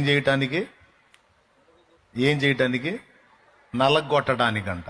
ఒక ముళ్ళు గుచ్చి పెట్టాడంట. ఆ ముళ్ళు దెబ్బగా తట్టుకోలేక, దేవా దీన్ని తీసేయని 3 సార్లు అడిగాడంట దేవుణ్ణి. 3 సార్లు అడిగితే దేవుడు అన్నాడట, నా కృప నీకు చాలు, బలహీనత యందే నా శక్తి పరిపూర్ణమగుచున్నదని ఆయన నాతో అనెను. అంతేగాని ముళ్ళు తీలే. అది లేకపోతే నువ్వు తేడా పడతావు, స్వాతిశయ పూర్ణుడు అవుతావు, అతిశయిస్తావు, హెచ్చిపోతావు. అవన్నీ నీకు జరగకుండా ఉండాలి అంటే నీకు ఆ ముళ్ళు తప్పదు పౌలా అన్నాడట దేవుడు. ఏమన్నా అర్థమైందా? థ్యాంక్ యూ, అర్థం చేసుకున్నందుకు. ఇప్పుడు అది కానీ లేకపోతే, ఆ నలిగిన అనుభవం, ఆ నలగొట్టబడిన అనుభవం లేకపోతే, పౌలు తానే చెప్తున్నాడు, నేను ఖచ్చితంగా గర్విష్ఠనయ్యే అవకాశం ఉంది, అహానికి వెళ్ళే అవకాశం ఉంది, హెచ్చింపుకి వెళ్ళే అవకాశం ఉంది. అందుకే అవేవి నాలోనికి రాకుండానట్లు దేవుడు నన్ను కంట్రోల్ చేయటానికి ఒక ముళ్ళు పెట్టాడు అన్నాడు. యేసయ్యకే తప్పల ముళ్ళు. పృథ్వీలోన ముళ్ళ పొదలు మొలిపించినావు, ప్రతి నరుని జీవితాన ముళ్ళుంచినావు. అసలు నా లైఫ్లో ఏ ముళ్ళు లేదు, హ్యాపీగా సాగిపోతున్నాను అన్నోళ్ళు ఎవరైనా ఉంటే చేయెత్తుతారా? దమ్ముంటే చేయెత్తండి. మరి అసలు నా జీవితంలో ఏ ముళ్ళు లేదు, ఏ ఇబ్బంది లేదు, ఏ విరిగిన అనుభవం లేదు, ఏ శ్రమ లేదు, హాయిగా ఉంది అన్నోళ్ళు చేయెత్తండి. లేకుండా ఎందుకు ఉంటుందిరా అయ్యా? ఒక ముళ్ళు ఏంది నాయన, డజన్లు ఉన్నాయి అంటారు. నా జీవితంలో కొన్ని ముళ్ళు ఉన్నాయి, వాటి ద్వారా నేను నలగగొట్టబడుతున్నాను అన్నోళ్ళు చేతులు ఎత్తండి. డౌట్ లేదుగా? అయితే దేవుడు నిన్ను ప్రేమిస్తున్నాడు, దేవుడు నిన్ను ఆశీర్వదించి ఉన్నాడు, దేవుడు నిన్ను ప్రేమిస్తున్నాడు, దేవుడు నిన్ను ఆశీర్వదించున్నాడు. నువ్వు ఆయన కౌగిట్లో ఉన్నావు, డౌట్ లేదు. ఎందుకంటే ఆయన ప్రేమించే వాళ్ళ విషయంలోనే ఇట్లాంటి స్టెప్ తీసుకుంటాడంట. ఆయన వదిలేసిన వాళ్ళకి ఏ నొప్పి ఉండదంట, హాయిగా సాగిద్దంట లైఫ్. ఆయన ఎవరిని చేతబట్టాడో, ఆయన ఎవరిని చేతుల్లోకి తీసుకున్నాడో వాళ్ళకు మాత్రమే విరుగుడంట. ఇప్పుడు నేను విరవబడుతున్నాను, నలగొట్టబడుతున్నాను అనే అనుభవాల్లో నేను ఉన్నానని ఎంతమంది చేతులు ఎత్తారు? మీరందరూ యేసయ్య చేతుల్లో ఉన్నారని మర్చిపోవద్దు. నీ విరవబడిన అనుభవాలే ఆయన చేతుల్లో నువ్వు ఉన్నావనటానికి రుజువులు. డౌట్ లేదు అందులో. ఎందుకు విరగొట్టబడటం, నల్లగొట్టబడటం? నంబర్ 1, స్వాతిశయం, హెచ్చిపోకుండా నిమిత్తం, అహంకారానికి గురి కాకుండా, గర్వానికి గురి కాకుండా మనం దీన మనస్కులై ఉండునట్లు దేవుడు మనల్ని విరగొట్టాలి, నల్లగొట్టాలి. దానికోసం మన శరీరాన్ని బాధించే ముళ్ళు కొన్ని మనకి తప్పవు. ఇది మొదటి విషయం. ఇంకా ఏ విషయంలో అయితే నీ హృదయంలో అతిశయం ఉంటుందో, ఏ విషయంలో అయితే నీ హృదయంలో ధీమా ఉంటుందో, ఏ విషయంలో అయితే పర్లేదులే అనుకుంటావో అవి మొత్తం విరిగిపోతాయి. గ్యారెంటీ ఇస్తా, డౌట్ లేదు అందులో. యేసు ప్రభుని వెంబడించే ప్రతి ఒక్కళ్ళు ఆయన ఒక్కడి మీద తప్ప ఇక దేని మీద డిపెండ్ అయినా, ఎవరి మీద డిపెండ్ అయినా, దేన్ని బట్టి మురిసిపోయినా మూతి పగలటం ఖాయం. రాసి పెట్టుకో. ఇప్పటికే కొంతమందికి అనుభవాలు ఉన్నాయి, అర్థమైందా? కొంతమంది వాళ్ళ భర్తను చూసి తెగ మురిసిపోతారు. వాళ్ళ లోకమంతా ఆయనే, భర్తే. ఆయన చూస్తాడు, మా భర్తని లోబడాలి, గౌరవించాలి కాదా నేను అనట్లేదు, కానీ నువ్వు నన్ను కూడా పక్కన పెట్టి ఆయనే లోకం అంటున్నావు, జాగ్రత్త అంటుంటాడు. మనుషుల మీద కాదు, నువ్వు నా మీద అనుకోవాలి. ఎందుకంటే మనుషులు నీతో స్థిరముగా ఉండరు. నీ హృదయం ఎప్పుడు నా మీదే అనుకోవాలి, అది నీకు క్షేమం. కొద్దిగా నేను చెప్పేది విను అంటాడు ఆయన. నువ్వు వినవు. మా ఆయన బంగారం అంటావు. అప్పుడు నీకు సింగారం అయిద్ది. దేవునికి స్తోత్రం, హల్లెలూయా. అప్పుడు మీ ఆయన విశ్వరూపం ఏందో నీకు విశ్వరూప దర్శనం అందిద్ది. అప్పుడు కూర్చొని ముసుగేసుకొని మూలలు కూర్చొని ఎడుతా కూర్చుంటావు. ఏమని?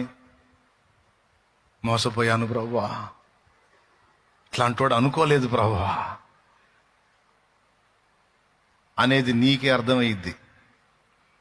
ఇంకప్పుడు ఇక అనుకోమన్నా అనుకో. ఆయన వచ్చి వాగ్దానాలు చేసినారే, సచ్చినా నమ్మను నిన్ను. నేను నా దేవుణ్ణి తప్ప ఎవరిని నమ్మను.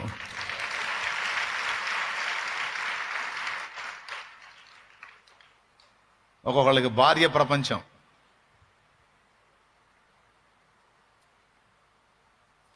ఒకసారి నేను నా భార్యని అడిగాను, ఎస్తేరు దేవుడు నన్ను వాడుకుంటున్నాడు కదా, నీ మనసులో ఏదన్నా కొంచెం ఆనందంగా ఉంటుందా అని అడిగా. నా భార్య ఇచ్చిన సమాధానం చూడండి. నీ మనసులో కొంచెం హ్యాపీగా, సంతోషంగా, ఉల్లాసంగా ఏదో అనిపిస్తుందా, ఏమన్నా కొంచెం అతిశయంగా అనిపిస్తుంది అంటే పొర్రపాటును కూడా అనుకున్నది. పొర్రపాటును కూడా అనుకున్నది. అందుకే నువ్వు నన్ను సరిగా మెచ్చుకోవు నువ్వు అన్నాను. నేను మెచ్చుకోకూడదు. ఎందుకంటే నువ్వు ఒక మనిషివి. నీకు ఈ కృపలన్నీ ఇచ్చింది యేసయ్య.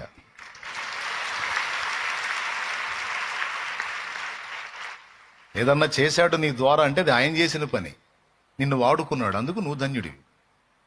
కాబట్టి నేను ఆయన్ని బట్టి సంతోషపడతాను, ఆయన వైపు చూస్తాను. కానీ పొరపాటును కూడా నీ వైపు చూసి అతిశయించడం కానీ మురిసిపోవటం కానీ చేయను. అలా జరిగితే నువ్వు తేడా పడే అవకాశం ఉంది అంది. బాంబు పేల్చింది. ఓకే, అట్టయితే నువ్వు అంతే ఫిక్స్ అయిపో అన్నా. మీకేమైనా అర్థమైందా? దేవునికి స్తోత్రం. ఇంకా తర్వాత నేను మళ్ళీ ఆమె నుంచి ఎదురు చూడలా. పొగడ్తలు, ప్రశంసలు. మాదంతా మూగి సినిమా లాగా ఉంటుంది వ్యవహారం అంతా. అర్థమైందా మీకేమన్నా? అది చెప్పింది వాస్తవమే. మరి నిన్ను బట్టి నేను అతిశయిస్తే నువ్వు దెబ్బతినే అవకాశం ఉంది. కాబట్టి నేను ప్రభువును బట్టి అతిశయిస్తాను. ఎందుకంటే మట్టిని మాణిక్యంగా మార్చగలిగిన వాడు ఆయన, రాతిని రత్నంగా మార్చగలవాడు నా యేసయ్య. మోడులై ఎండిపోయినటువంటి బ్రతుకులను క్రొత్త చిగురులతో పచ్చని చెట్టు వలె మార్చగలిగిన వాడు యేసయ్య. మారా అనుభవాలని, చేదైన అనుభవాలని మధురమైన అనుభవాలుగా మార్చగలిగిన సమర్థుడు యేసయ్య ఒక్కడే, ఇంకెవ్వరూ లేరు. ఎవరైనా నీకంత సాయం చేశారంటే ఆయన కృప చూపితే సాయం చేశారు. ఎవరైనా నీకంత ఆదుకున్నారంటే ఆయన కృప చూపితే ఆదుకున్నారు. మా అబ్బాయికి ఉద్యోగం ఇచ్చావయ్యా, నువ్వేనయ్యా, నువ్వే దాతవయ్యా, నీ ధర్మమేనయ్యా అన్నావనుకో, పైన కూర్చున్నోడు చూస్తాడు. పనికి మాలిందానా వాడికి ప్రేరణ కలిగించి నీ మీద, నీ బిడ్డ మీద దయ పుట్టేటట్టు చేసి ఆ జాబ్ ఇప్పించేటట్టు నేను చేస్తే ఎట్టుందనుకున్నా, దాహం అని వస్తే గ్లాసులో నీళ్ళు ఇచ్చా. ఇప్పుడు నువ్వు నన్ను మెచ్చుకోవాలా, గ్లాసుని మెచ్చుకోవాలా? అమ్మా గ్లాసు, నువ్వు ఎంత గొప్పదానివే గ్లాసు, నా దాహార్తి తీర్చావంటే నిద్రమోహమా, నీకు ఆ గ్లాసులో నీళ్లు పోసి ఇచ్చింది నేను. నాకు ఒళ్ళు మండిద్దా మండదా? అట్లా దేవుడికి కూడా ఎవరినైనా సరే, ఏ మనిషిని బట్టి అతిశయపడ్డా, నీ కొడుకును బట్టి, నీ కూతురును బట్టి, నీ భర్తను బట్టి, నీ భార్యను బట్టి, నీకు సహాయం చేసిన వాళ్ళని ఎవరిని బట్టి కూడా నువ్వు ఆనుకోవటానికి లేదు, అతిశయపడటానికి లేదు. వాళ్ళు ఏదన్నా ఇంత సాయం నీకు చేశారు, నిన్ను ప్రేమించారు, ఆదరించారు, నీకేదైనా ఉపయోగపడ్డారంటే అది నా ప్రభు దయ. ఆయన దయ చూపకపోతే నీ సొంత వాళ్ళు కూడా నిన్ను ప్రేమించరు తెలుసా? ఆయన కృప చూపకపోతే నువ్వు నా నా నా అనుకున్న వాళ్ళు కూడా నిన్ను ఇస్సిరి అవతల కొడతారు. డౌట్ లేదు అందులో. ఎవరైనా నిన్నంత ప్రేమించి ఆదరిస్తున్నారు, మన్నన చేస్తున్నారంటే కృప ఆయనది.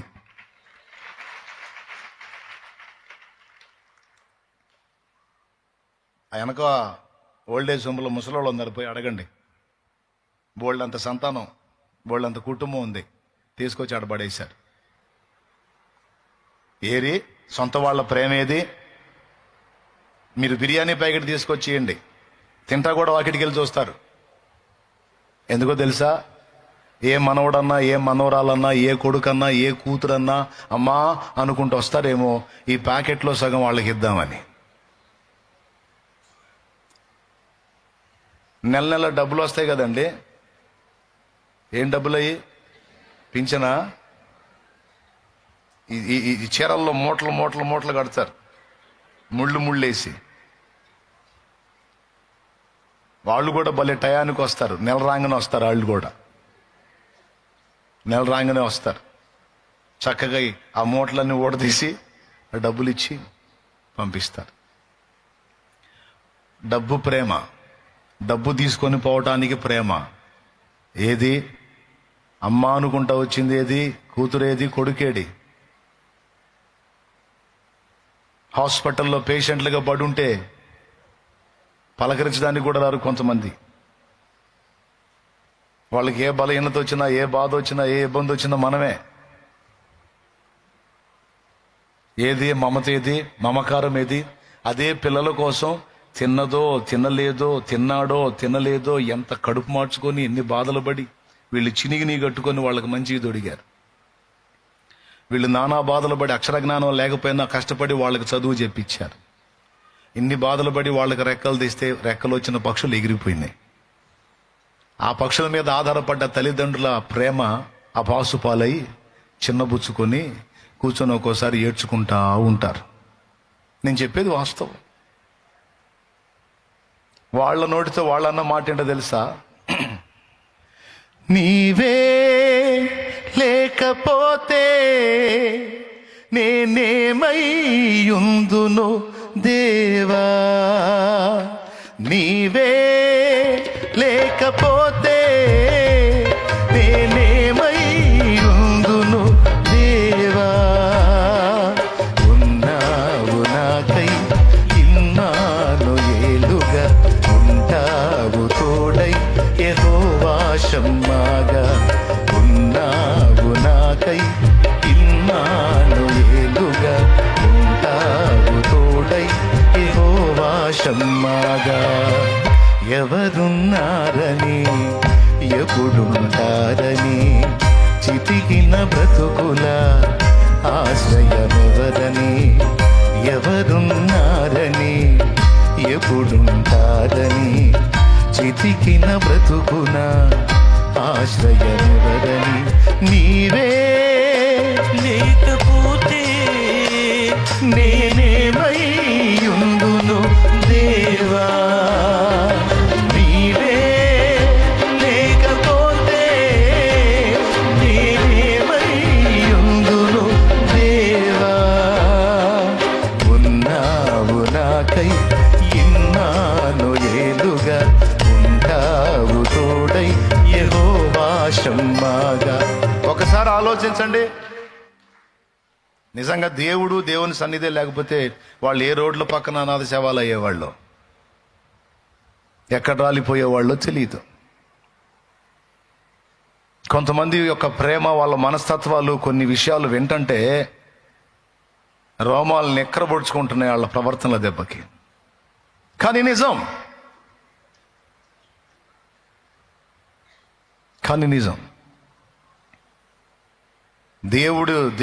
దేవుడు కృప చూపి ఎవరన్నా నీ మీద అంత దయ చూపారంటే ఆయన కృప.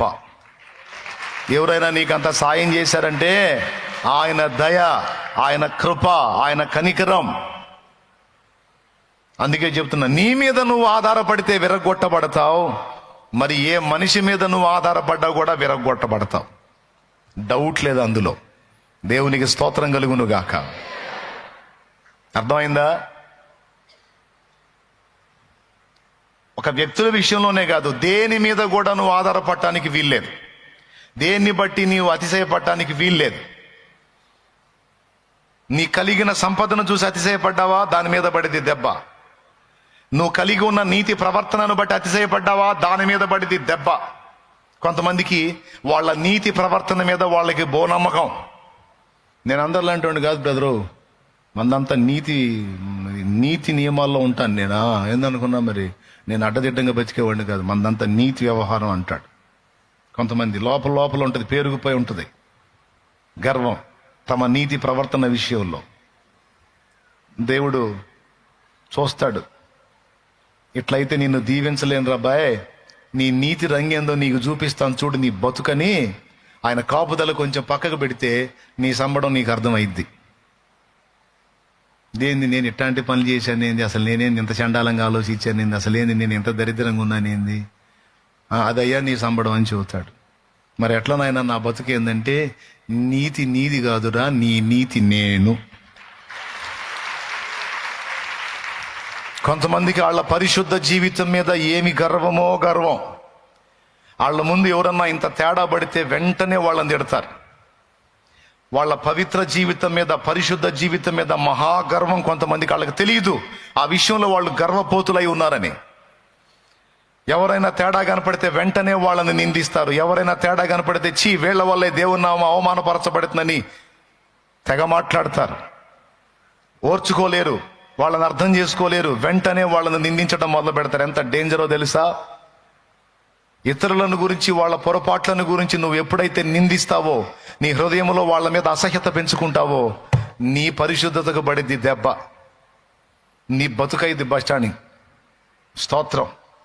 ఖచ్చితంగా చూపిస్తాడమ్మా, పరిశుద్ధురాలా, అయ్యా పరిశుద్ధుడా, దా నీ సంబడం తెలుస్తుందా. దేవునికి స్తోత్రం, హల్లెలూయా అని నీ బలహీనమైన బతుకేందో, నీలో పనిచేసే ఆదాము రక్తం తాలూకు ప్రవర్తన ఏందో నీకే అర్థమయ్యేటట్టు చూపిస్తాడు.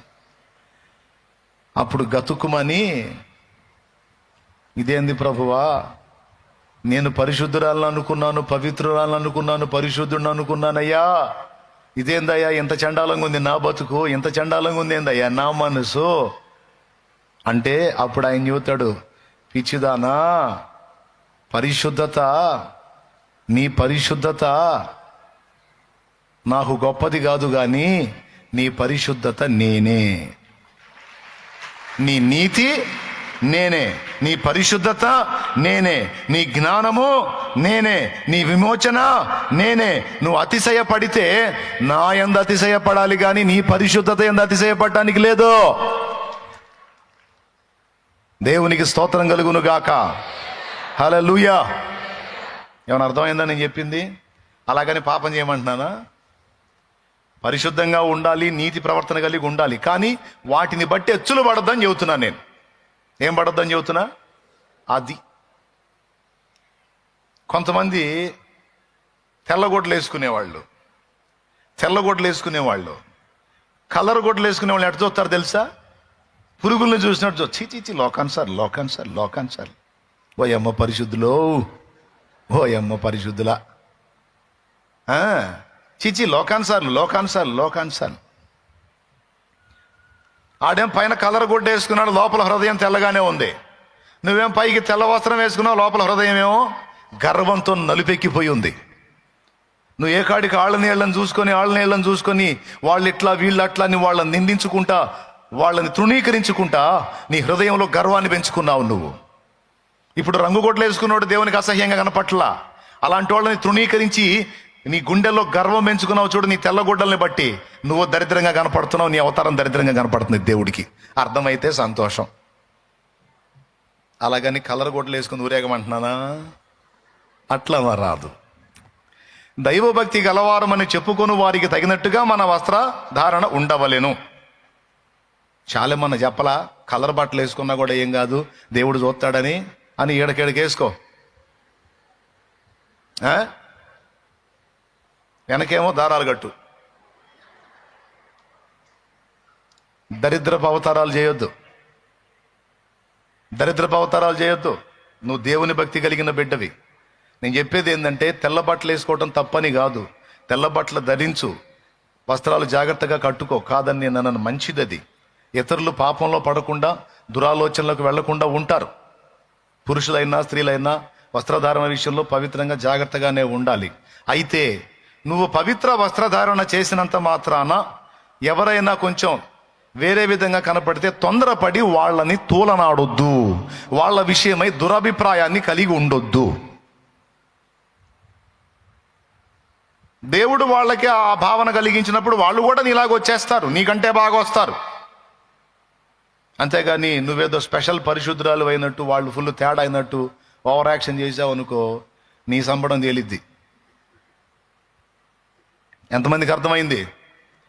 ఏం లేదు, దాని మీద దెబ్బ పడిద్ది, విరగొట్టాలి, లేకపోతే నువ్వు చెడిపోతావు, దేవునికి అసహ్యం అయిపోతావు.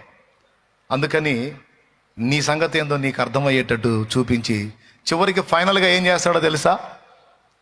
ఆయనే నీకు నీతి, పరిశుద్ధత, జ్ఞానము, విమోచన అనే దాన్ని నువ్వు ఫిక్స్ అయ్యేటట్టు చేస్తాడు.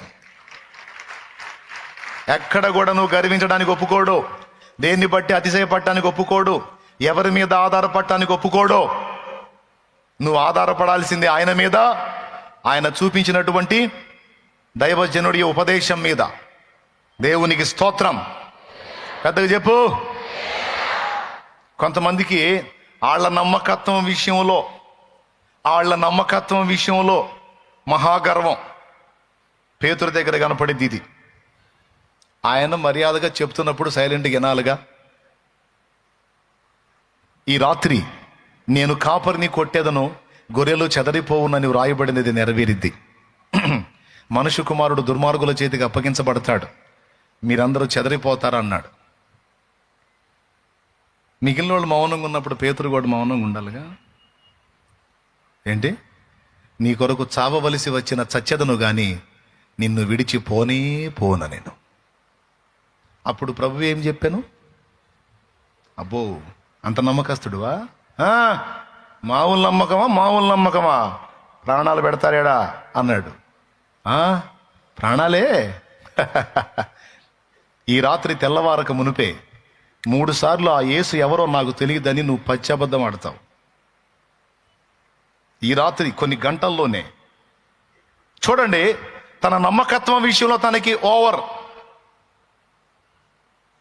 ఆలోచనలు ఉన్నాయి, ఓవర్ అంచనాలు ఉన్నాయి. వాటి మీద గట్టి దెబ్బ కొట్టేశాడు. మిగిలిన వాళ్ళల్లా మళ్ళా మాట పేతురునే అన్నాడు. కదిలించుకోవటం ఎందుకు? ఆ మాట అనిపించుకోవటం ఎందుకు? అయినా సరే ఊరుకున్నాడా? ఎవరు? నేనా? నిన్ను ఎరగనానే, చచ్చిపోతాను కానీ ఆ మాట మాత్రం అన్నాడు. సరే చూద్దాంగా. ఆ రాత్రి ఆయన బంధించబడ్డాడు, గతుక్కుమన్నాడు. అని ఎవరు? నేనా? ఏసెవరు? ఆయన ఎవరో నాకు తెలియదు అన్నాడు. ఒకసారి కాదు అక్కయ్య, 3 సార్లు. ఏమైపోయింది నమ్మకత్వం? చెప్పండి. మన పరిశుద్ధత గొప్పదా? అందరు చెప్పండి. మన నీతి గొప్పదా? చెప్పు. మన నమ్మకత్వం గొప్పదా? మన నిజాయితీ గొప్పదా? మన ప్రేమ గొప్పదా? కాదు. ఏదన్నా నమ్మకంగా ఉన్నాము అంటే ఆయన కృప, ఏదన్నా పరిశుద్ధంగా ఉన్నామంటే ఆయన కృప, ఏదన్నా నీతిగా ఉన్నామంటే ఆయన దయ. ఎవరైనా మనకంత సాయం చేశారంటే వాళ్ళకి ఆ మనసు పుట్టించింది ఆయన. టోటల్గా ఎటన్నా తిరిగిరా, కేంద్రంలో ఎవరు ఉండాలి? అది దేవునికి స్తోత్రం. నువ్వు ఎటన్నా తిరుగు, కేంద్రంలో ఎక్కడ ఉండాలి?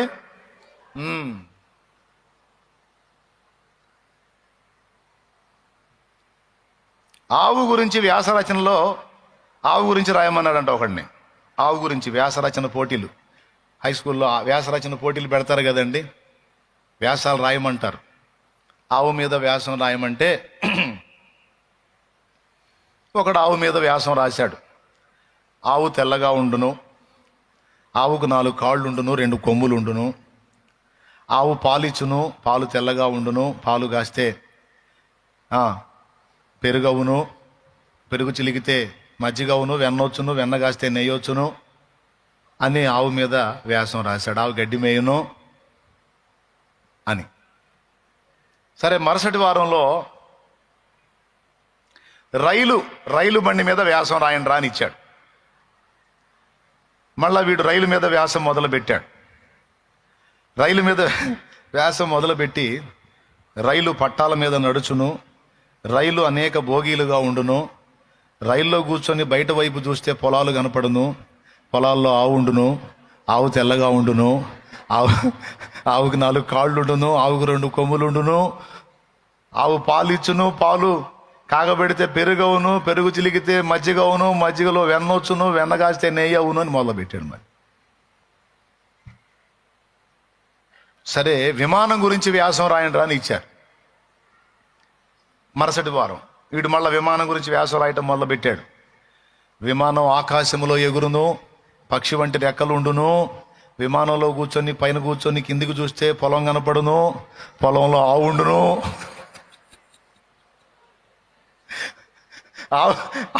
ఆవుకి 4 కాళ్ళు ఉండును, 2 కొమ్ములు ఉండును, ఆవు పాలిచ్చును, పాలు కాస్తే పెరుగవును, పెరుగు జిలిగితే మజ్జిగవును.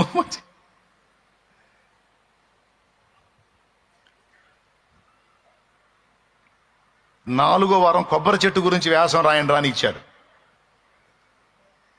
కొబ్బరి చెట్టు పొలాల మీద ఉండును, కొబ్బరి చెట్టు కొబ్బరికాయలు వచ్చును, కొబ్బరి మట్టలతో చీపురు పుల్లలు తీసి చీపురు కట్టలు చేయును, కొబ్బరి చెట్టు సమీపంలో ఆవు ఉండును, ఆవు తెల్లగా ఉండును, ఆవు పాలు. ఇక ఏదన్నా చెప్పు, నువ్వు కొబ్బరి చెట్టు అని చెప్పు, వాడు ఆవు దగ్గరికి పోతాడు. నువ్వు విమానం అని చెప్పు, వాడు విమానం నుంచి కిందికి చూసి ఆవు దగ్గరికి పోతాడు. నువ్వు రైలను ఆవు దగ్గరికి పోతాడు, నువ్వు కారను ఆవు దగ్గర, ఏదన్నా చెప్పు నువ్వు.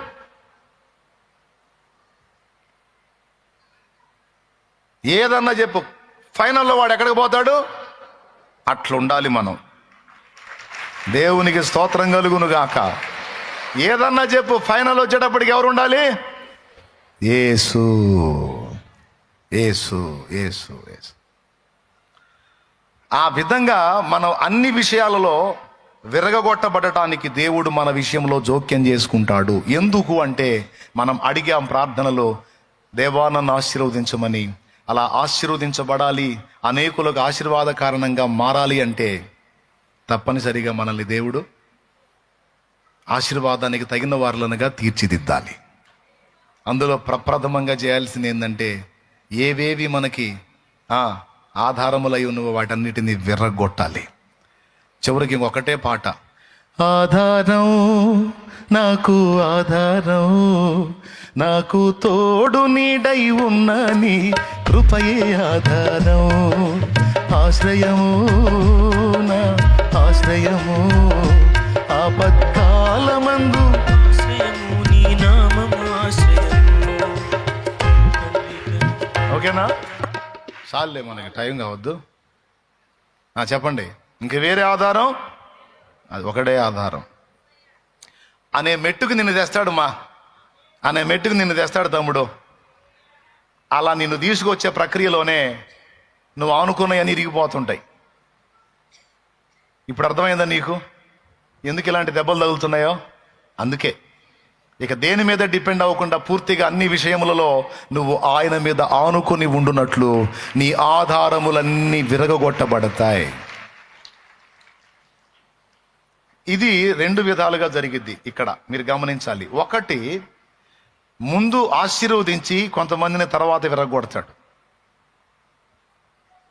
ఇది రొట్టె దగ్గర జరిగింది. కొంతమందిని ముందే విరగొట్టి తర్వాత ఆశీర్వదిస్తాడు. ఇది యాకోబు జీవితంలో జరిగింది. యాకోబు నన్ను దీవించితేనే గాని నిన్ను పోనీయను అన్నాడు. యాకోబు తొడ గూటి మీద కొట్టి యాకోబును విరగొట్టి ఆ తరువాత యాకోబును దీనునిగా చేసి ఆయన ఆశీర్వదించి వెళ్ళినట్లుగా మరి ఆదికాండంలో మనం చదువుతాం. ఇది మీకు తెలిసిన స్టోరీయే. కొంతమందినేమో ముందు ఆశీర్వదించి తర్వాత విరగొడతాడు. విరగొడుతున్నాడు అంటే అర్థమైంది? దేవునికి స్తోత్రం. ఆశీర్వదించాడు కాబట్టి చేతుల్లో తీసుకున్నాడు కాబట్టి విరగొడుతున్నాడు. కాబట్టి విరవబడుతున్న ప్రతి ఒక్కరికి ఉండాల్సిన అనుభవం ఏంటి? నేను ఆయన చేతుల్లో ఉన్నాను, ఆయన నన్ను ఆశీర్వదించి ఉన్నాడు. ఓకేనా? యాకోబుకేమో ముందు విరగొట్టి తర్వాత ఆశీర్వదించాడు. కొంతమందిని ముందు ఆశీర్వదించి తర్వాత విరగొడతాడు. దేవునికి స్తోత్రం. యాకోబుది కూడా అంతే జరిగింది. ముందు విరగొట్టి తర్వాత ఆశీర్వదించినట్టు కనపడుతుంది కదా. ఏం విరగొట్టాడు? తొడగూటి మీద కొట్టాడు. తొడగూడు వసిలింది. అతను కొంచెం అవిటివాడయ్యాడు, కుంటటం మొదలుపెట్టాడు. మీకు తెలుసా, తొడగూడు ఒక్కటి వసిలినందుకు యాకోబు దీనుడయ్యాడా, లేకపోతే ఆ తర్వాత ఏమన్నా జరిగిందా? మీకు తెలిసి దేవుడు అక్కడ కొట్టిన దెబ్బ ఒక్కటే, యాకోబు తొడగూటి మీద. కానీ మీకు తెలుసా, ఆ రోజు అలా కొట్టి యాకోబుని కాళ్ళ మీద పడేటట్టు చేసి ఆశీర్వదించి వెళ్ళాడు కదా. ఆ తరువాత యాకోబు జీవితంలో చేదైన అనుభవాలు స్టార్ట్ అయినాయి. ఇది వింతైన సంగతి. ఇప్పుడు దేవుడు తొడగూటి మీద కొట్టి ఆశీర్వదించి వెళితే లైఫ్ ఎలా ఉండాలి? సూపర్గా ఉండాలి. కానీ మీరు యాకోబు జీవితం చదవండి, అగచాట్లన్నీ అక్కడి నుంచే స్టార్ట్ అయినాయి. షెకెముకు పోతే దీనాని, ఆయన కూతుర్ని షెకెమోడు పాడు చేయటం, యాకోబు కొడుకులు లేచి వాళ్ళందరినీ జావగొట్టడం అక్కడ జరిగింది. కూతురు లైఫ్ కొలాప్స్ అయింది. కూతురు పేరేందో దీనా. స్తోత్రం. ఇంకక్కడి నుంచి ముందుకెళ్తే రూబేను తండ్రి పడకెక్కటం, తండ్రి ఉపపత్నిని వాడు రూబేను సమీపించటం, చేదేగా కన్న కొడుకు చేసిన గాయం. ఇంకా కొంచెం ముందుకెళితే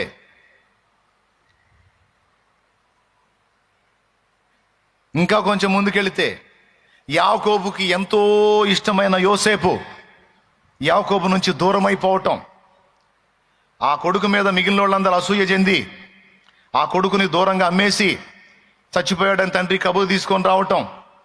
ఇంకెక్కడ సుఖంగా ఉన్నాడండి యాకోబు? మరి ఇదేందండి, ఆశీర్వదించబడిన తర్వాత లైఫ్ సూపర్గా ఉండాలి కదా. కూతురు బతుకట్లా, కొడుకు బతుకిట్లా, ఇంకొక కొడుకు బతుకట్లా, అంతా ఎవరిని బట్టి ప్రశాంతత లేదే. ఏమన్నా అర్థమైందా నేను చెప్పేది? కానీ ఒకటి మాత్రం నిజం, ఇన్ని బాధలు ఇన్ని ఇబ్బందులు ఎదుర్కొంటున్నా యాకోబు ఆశీర్వదించబడిన వాడే. చివరికి ఎలా చేశాడు యాకోబునంటే, కొడుకుల మీద, కూతుళ్ళ మీద, భార్యల మీద, డబ్బు మీద, ఎవ్వరి మీద కూడా అనుకోకుండా మొత్తం విషయంలో విరిగిపోయేటట్టు చేశాడు. యోసేపు పోతే బెన్యామీన్ మీద పెట్టుకున్నాడు ప్రాణం. ఆ బెన్యామీన్ని కూడా తెప్పించాడు, యోసేపు దగ్గరికి పంపించాడు. ఇంకెవరి మీద పెట్టుకుంటాడు? కావాలంటే చూడండి, చదువుకొని చూడండి మీరు యాకోబు లైఫ్ని. ఇదంతా ఆశీర్వదించబడ్డ తర్వాత జరిగిందా, ఆశీర్వాదానికి ముందు జరిగిందా? పెద్దగా చెప్పండి. ఆశీర్వాదానికి ముందా? ఆశీర్వదించబడ్డ తర్వాత. దేవునికి మహిమ కలుగును గాక. యోసేపుకి దేవుడు దర్శనం ఇవ్వకముందు సుఖంగా ఉన్నాడా, దర్శనం ఇచ్చిన తర్వాత సుఖంగా ఉన్నాడా? యోసేపును దేవుడు ఆశీర్వదించి దర్శనం ఇచ్చిన తర్వాత సుఖంగా ఉన్నాడా, ఇవ్వకముందు ప్రశాంతంగా ఉన్నాడండి. శుభ్రంగా వాళ్ళ నాన్న దగ్గర అద్దాలు అంగి దొడుక్కొని ఎంజాయ్గా ఉన్నాడు. ఆయన దర్శించి నీ అన్నలు నీకు సాగిల పడతారని దర్శనం ఇచ్చి ఆ ఆశీర్వదించిన తర్వాత అగచాట్లు స్టార్ట్ అయినాయి. పాపం అడుగడుగునా బాధలే. కానీ గమనించాలి, యాకోబు అగచాట్లన్నీ కూడా యాకోబుని శాశ్వతంగా ఆశీర్వదించబడిన వానిగా చేశాయి. యోసేపు అగచాట్లన్నీ యోసేపు ఐగుప్తుని ఏలే స్థాయికి తీసుకెళ్ళినాయి. ఓకే, విరవబడిన రొట్టెలు వేలాది కడుపులకు ఆహారమైనాయి. దేవునికి మహిమ. విరవబడిన నీ బతుకు, నా బతుకు ఈరోజు ఆ విరవబడిన అనుభవంలో ఉందేమో. ఆ విరవబడులో ఎన్ని మేళ్ళు ఉన్నాయో తెలుసా? ముగిస్తాయిక. ఇంట్రెస్ట్ ఉంటే పెన్నుంటే రాసుకో. విరవబడుటలో ఉన్నటువంటి దీవెనలు చెప్తా, టపీ చెప్పేస్తా. విరవబడుట ద్వారా మనం విస్తరించబడతాం. నంబర్ 1, విరవబడుట ద్వారా విస్తారం అవుతాం. విరవబడక ముందు 5 రొట్టెలు 2 చేపలే, విరవబడిన తర్వాత ఈ విస్తారమైనాయి. దేవునికి స్తోత్రం కలుగును గాక. అర్థమైందా? విరవబడిన తరువాతే మనం విస్తరించగలుగుతాం. విరవబడక ముందు మనం ఒంటిగానే ఉంటాం. రెండవది, విరవబడుట ద్వారా మనం దీనులం అవుతాం. విరవబడుట ద్వారా మనం దీనులం అవుతాం. హెచ్చింపులు, ఎగస్టాలు మొత్తం తొలగిపోయి మనం దీనులం అవుతాం, సాత్వికులం అవుతాం. దేవుని వాక్యం ఏం చెప్పిందో తెలుసా? దీనాత్ములు ధన్యులు, ప్రభురాజ్యము వారిది.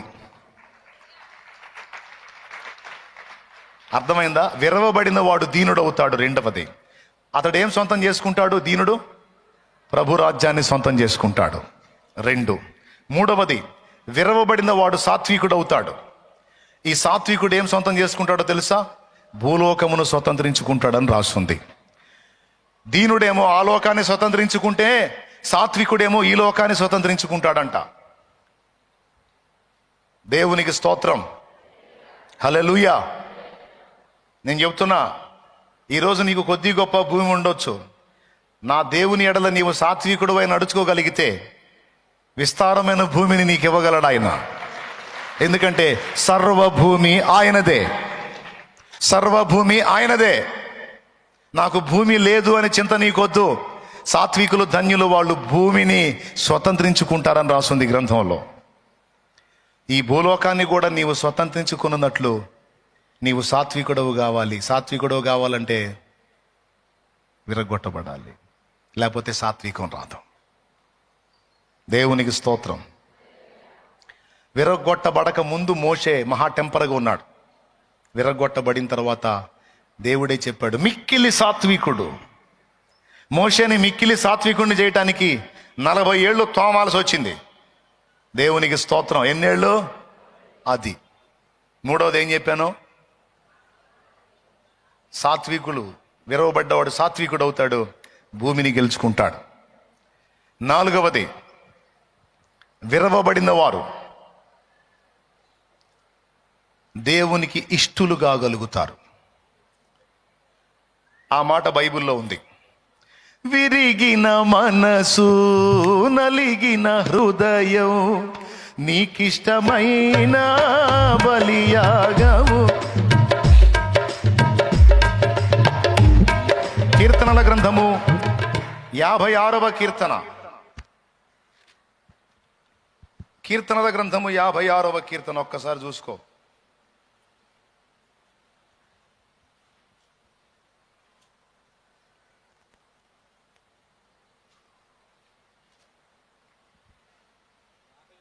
యాభై ఒకటి ఒకసారి తీయండి. 51:16 చదువు. నీవు బలిని కోరువాడవు కావు, కోరిన ఎడల నేను అర్పించుదును. దహన బలి నీకు ఇష్టమైనది కాదు. 17వ వచనం. విరిగిన మనస్సే దేవునికి ఇష్టమైన బలులు. దేవా, విరిగి నలిగిన హృదయమును నీవు అలక్ష్యము చేయవు. అది విరిగిన మనస్సే దేవునికి ఇష్టమైన బలులు. మనల్ని ఇష్టమైన అర్పణగా దేవుడు స్వీకరించాలంటే విరగొట్టబడిన అనుభవం మనలో ఉంటేనే అది జరిగిద్ది. అర్థమైందా? దేవునికి నీవు నేను ఇష్టమైనటువంటి అర్పణ అగునట్లు తప్పనిసరి పరిస్థితుల్లో దేవుడు విరగొడతాడు. క్లియర్గా ఉందా? రైట్. ఇంకొక మాట చెప్తా, రాసుకో. ఏం పర్లా, రాసుకో.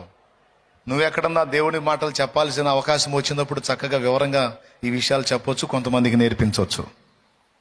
నువ్వు నేర్చుకోవచ్చు, నీ హృదయంలో భద్రం చేసుకోవచ్చు, దేవుని మయంపరచవచ్చు, ఇతరులకు కూడా ఈ అనుభవాలు ఉంటే చెప్పొచ్చు. బతుకంతా వెంటనే కాదు, కాస్త నలుగురికి చెప్పేటట్టు తయారుగాండి. దేవునికి స్తోత్రం. ఏ పొద్దు వింటం కాదు, ఎదుటోళ్ళు కూడా చెప్పాలి. 5వ విషయం చెప్తున్నా, విరగొట్టబడిన వానికే విధేయత ఉంటుంది.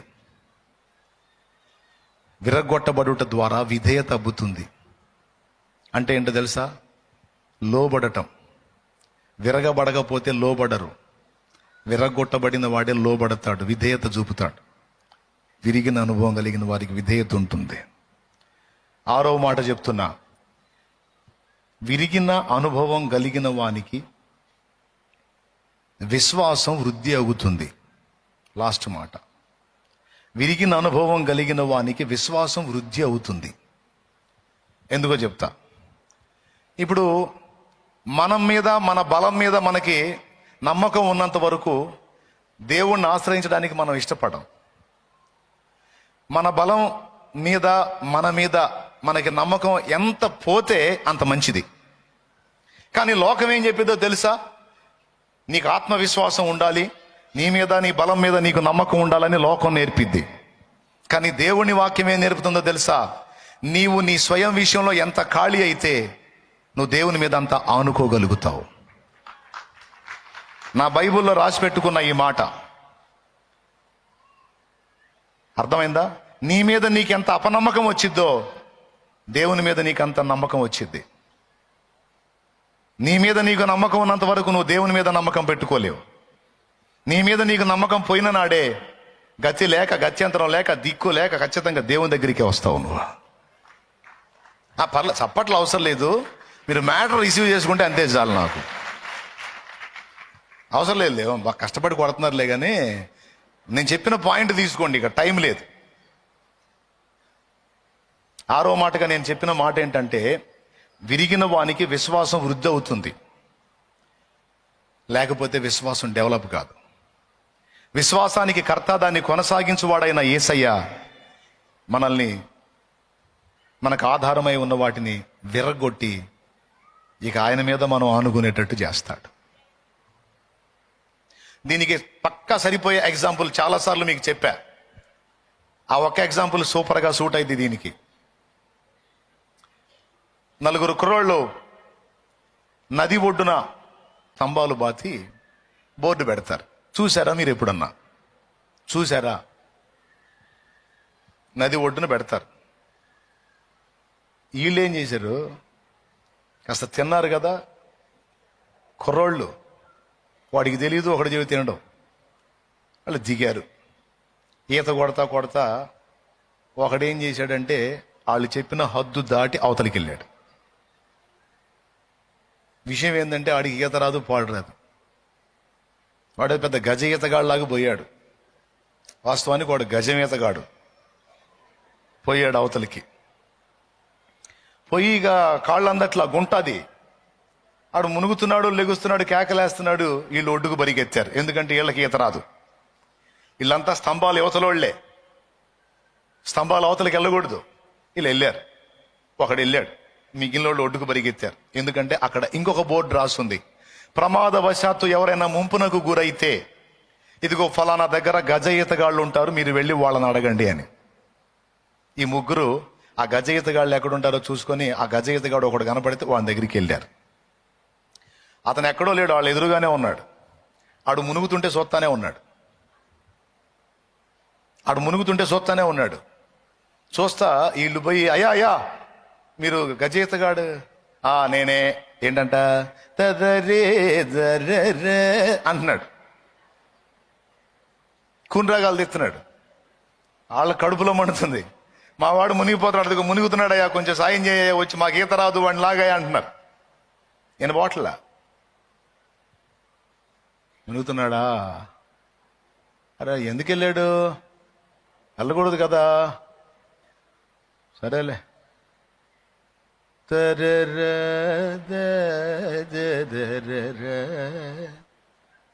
వాడు చచ్చిపోతున్నాడు సార్ వాడు. బాగూడదు కదా, మరి ఎట్టపోతారు? అట్లా ఎట్టబడితే నీకు ఉద్యోగం ఇచ్చిన అనాలి. నీ కాళ్ళు పట్టుకుంటా సార్, చచ్చిపోతున్నాడు వాడు. వాడికి పైకి కూడా వచ్చేటట్లేడు సార్. సరే అని చిన్నగా లేచి పోయాడు. ఇక వాడు మునిగి లేచి వాడికి టైఫాయిడ్. ఇక ఆడిని పోయి చొక్కా పట్టుకొని అలాగూ ఒడ్డుకు లాక్కొచ్చి ఒడ్డు మీద పడేసి ఆ పొట్టొచ్చి ఆ నీళ్లు గక్కించి అప్పుడు కోప్పడుతున్నాడు వాళ్ళని, రుద్దండ్రా కాళ్ళని. రుద్దండ్రాడి కాళ్ళు చేతులు రుద్దండ్రా, సస్తాడు వాడు, రుద్దండ్రా అని హడావుడి చేస్తున్నాడు. అటు బతికాడుగా. అప్పుడు వీళ్ళు ఆ గజ ఈతగాడికి వెళ్ళి ఉరిమిరిని చూస్తా, అసలు నీకు ఉద్యోగం ఇచ్చినోడిని తన్నాలి, అసలు నీకు ఉద్యోగం ఇచ్చినోడిని తన్నాలి, నిన్ను కూడా తన్నాలి. అంతసేపు వాడు మునుగుతా లెగుస్తా అంటే ముందే పోతే వాడు ఒడ్డున పడేవాడుగా. ఇప్పుడు సావు తప్పి కన్నులు ఒట్టపోయినట్టు అయిపోయాడు ఇటు బ్రతుకు అని కాళ్ళు చేతులు రుద్దుతా ఇక ఒక్కొక్కడు వాడు ఇష్టం వచ్చినట్టు మాట్లాడుతున్నారు. ఎవరిని? గజయితగాడిని మాట్లాడినిచ్చి ఆయన ఒక మాట అన్నాడు, రేయ్ నోరు ముయ్యండి ఎదవల్లారా, నోరు ముయ్యండి. ఏం తెలుసు మీకు? ముందు రుదండి. నేను ఎందుకు ఆగానో తెలుసా అని అడిగాడు. నేను ఎందుకు ఆగానో తెలుసా? ఎందుకు ఆగావు? మేము చచ్చిపోతున్నాడంటే కూని రాగాలు తీసుకుంటూ కూర్చున్నావు. కూని రాగాలు కాదురా, నీళ్లలో పడ్డవాడు, వాడిలో బలం ఉన్నంత వరకు వాడు కాపాడటానికి వచ్చిన వాడిని కూడా అధిగమించి బయటపడాలని చూస్తాడు. వాడిలో శక్తి నిలిచి ఉన్నప్పుడు నేను వెళ్ళాను అనుకో, వాడు నన్ను గట్టిగా కౌగిలించుకుంటాడు, అంటే పెనేసుకుంటాడు. అప్పుడు ఏం జరిగిందో తెలుసా? వాడిని కాపాడటానికి వెళ్ళిన నన్ను కూడా లాగేస్తాడు వాడు. కాబట్టి వాడిలో వాడి శక్తి అంతా తగ్గిపోవాలి. వాడి శక్తి ఉన్నంత వరకు వాడు పోరాడతాడు. కాపాడటానికి వచ్చిన నన్ను కూడా లాగేస్తాడు వాడు. అందుకే వాడి శక్తి పూర్తిగా అయిపోయిన దాకా నేను వేచి ఉన్నాను. వాడి శక్తి అయిపోయిందని నాకు అర్థమైనప్పుడు పోయి దూకా. కాబట్టి నేను ఎటు తిప్పితే అటు తిరిగాడు వాడు. అదే వాడిలో శక్తి ఉంటే, వాడిలో శక్తి ఉన్నప్పుడే నేను పోయి పట్టుకుంటే నన్ను కాపాడనీడు. కాపాడనీయకపోగా నన్ను కూడా లాగుతాడు వాడు. నీకు తెలిసి ఈ సంగతి. కాపాడదాన్ని దూకిన వాళ్ళని కూడా లాక్కొని పోయారు కొంతమంది. ఎందుకు? భయంతో. ఎవరన్నా ఒక ఆధారం చిక్కితే చాలు టపీమని పట్టుకొని ఒడ్డుకొచ్చేద్దాం అనుకుంటారు. కానీ ఎప్పుడైతే ఆ శక్తి తగ్గిపోయిద్దో, ఎప్పుడైతే బలహీన పడిపోతారో, అప్పుడు ఎడు తిప్పితే అడు తిరిగి ఒడ్డుకొస్తారు. దేవుడు కూడా మన విషయంలో అంతే చేస్తాడు.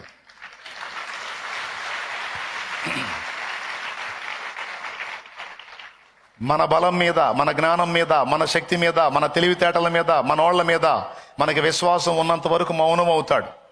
సరే కాని అని అంత అయిపోయి దెబ్బతిని విరిగిపోయి ఆయనకి వెళ్ళి చూస్తారు చూడు, అప్పుడు లాగుతాడు బయటికి.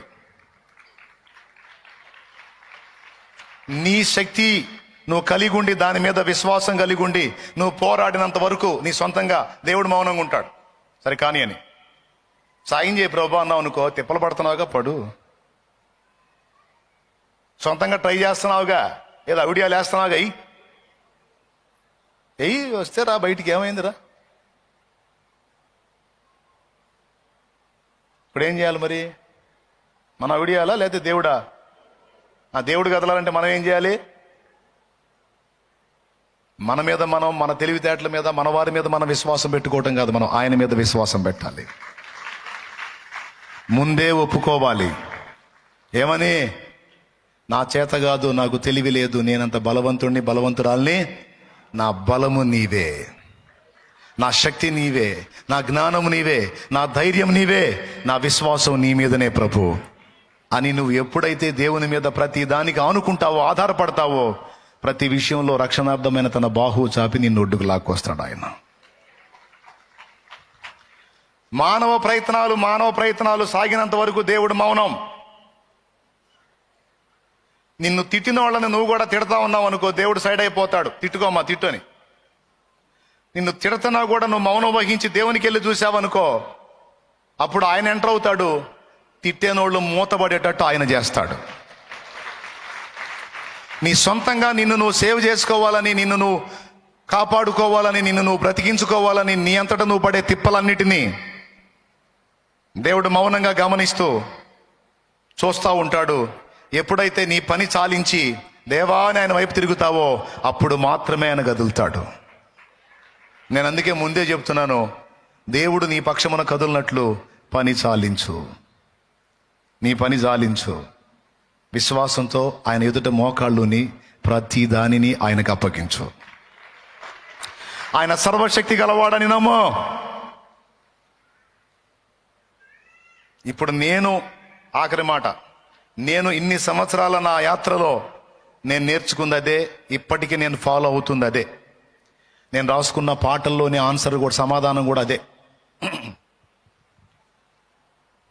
ఇప్పటి వరకు నేను పొందుతున్న విజయాలన్నీ నా మీద నేను డిపెండ్ అయి పొందుతున్నాయి కాదు, నేను ఆయన మీద ఆనుకొని పొందుతున్నవే.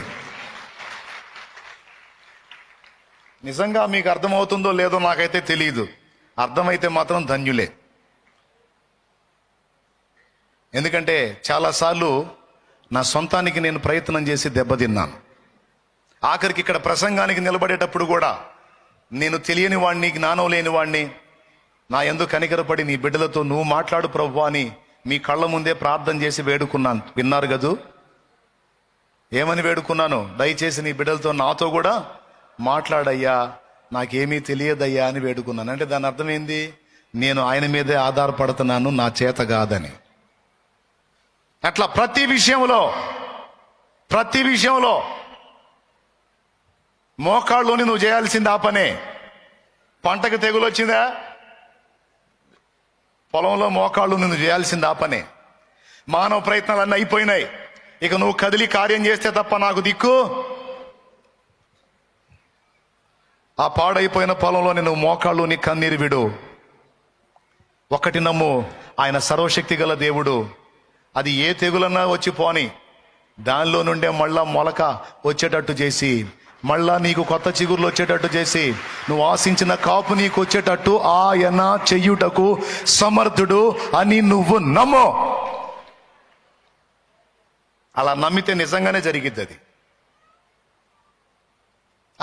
ఇంకేం వచ్చిందిలే, పోయిందిగా, ఇంకేం ప్రార్థన చేస్తాంలే అన్నయ్య, పోయిందిగా. నేను చెబుతున్నా, ఎండిపోయిన మోళ్లను కూడా మళ్ళా చిగురింప చేయగలిగిన దేవుడు ఆయన. హల్లెలూయా.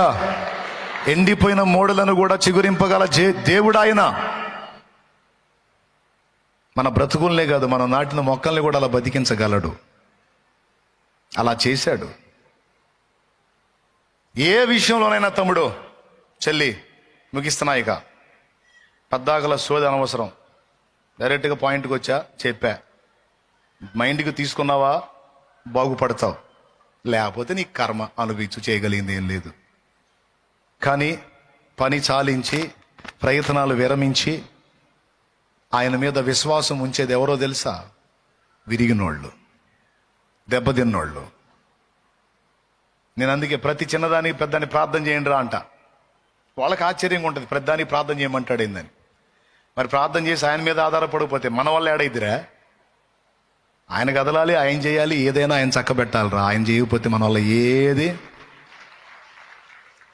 పాట పాడేటప్పుడు ప్రార్థనే, ఓ పని మొదలు పెట్టేటప్పుడు ప్రార్థనే, ఉదయం లెగిస్తే ప్రార్థన, సాయంత్రం పడకెళ్తే ప్రార్థన, మధ్యలో ఖాళీ ఉంటే ప్రార్థన. పదా దేవుణ్ణి అడుగుదాం, దేవుణ్ణి గదిలిద్దాం, దేవుడి మీద అనుకుందాం, దేవుడి మీద ఆధారపడదాం. ఒరే సుధీరా, ప్రసంగం చేసేటప్పుడు పెట్టొచ్చు, పాట పాడేటప్పుడు కొంచెం తగ్గించవచ్చు. స్తోత్రం, హల్లెలూయా. పెద్ద అర్థమైందా? వాడు ఇందాక చెప్పింది, దాని దెబ్బకి పాట దెబ్బకి మాటలు తగ్గితా. స్తోత్రం చెప్పండి అందరు గట్టిగా. ఏమర్థమైంది? ఆయన యందు నీవు విశ్వాసం ఉంచినట్లు విరగొట్టాలా లేదా? లేకపోతే మనుషుల మీద నీకు విశ్వాసం ఎక్కువ? ఆయన చాలా నమ్మకస్తుడు అండి, మనకు సాయం చేస్తాడు అని నువ్వు ఎవడి మీద అనుకుంటే వాడు అడ్రస్ లేకుండా పోతాడు. ఎవరిని నువ్వు ఆధారం చేసుకుంటావు, మొత్తం జంప్. ఎవ్వరొద్దు, మనకు ఆయన. ఎవరైనా? యేసయ్య. దేవునికి మహిమ. ఇంకలే, టైం అయిపోయింది. ఎవరి మీద నువ్వు ఆనుకున్నా అంతే సంగతులు. నరులను ఆశ్రయించి శరీరులను తనకు ఆధారము చేసుకొని యెహోవా మీద నుండి తన ఆత్మను తొలగించుకున్నవాడు శాపగ్రస్తుడనుంది. మేలు వచ్చినప్పుడు అది వాడికి కనపడదనుంది. ఎవరిని ఆధారం చేసుకుందాం మనం? అది ఆయనే మన ఆశ్రయపురం. అడుగుదామా దేవుణ్ణి, విర్రగొట్టునాయనా నన్ను, నలగొట్టునాయనా నన్ను, నీకు అభ్యంతరకరంగా ఏవేమున్నాయో విరిచేయి. అడుగుదామా? విరిగిన మనసు, నలిగిన హృదయం, నీకిష్టమైన బలియాగములా.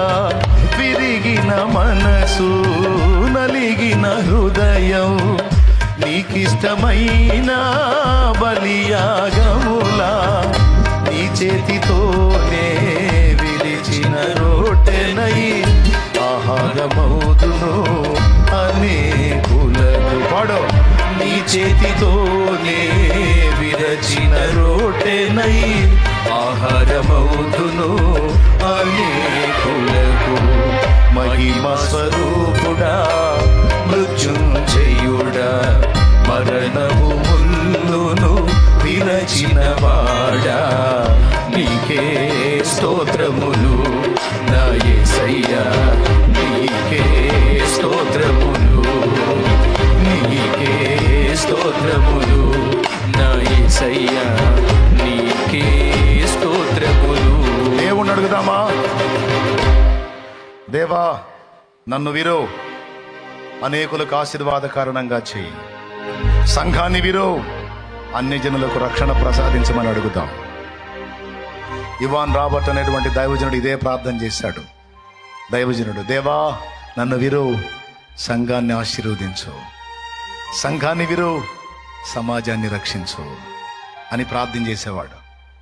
ఈరోజు మనల్ని విరవమని అడుగుదాం. మనం ఎక్కడెక్కడ నేను దేని మీద ఆనుకుంటున్నానో, దేన్ని బట్టి అతిశయపడుతున్నానో, ఏ మనిషి మీద ఆనుకుంటున్నానో, నా జ్ఞానం మీద ఆనుకుంటున్నాను, ఎక్కడ ఆనుకుంటున్నానో నన్ను విర్రగొట్టు, నన్ను విర్రగొట్టు, నన్ను విరు, నన్ను నలగొట్టు, నన్ను నీకు ఇష్టుడిగా ఇష్టురాలిగా చెయ్యి,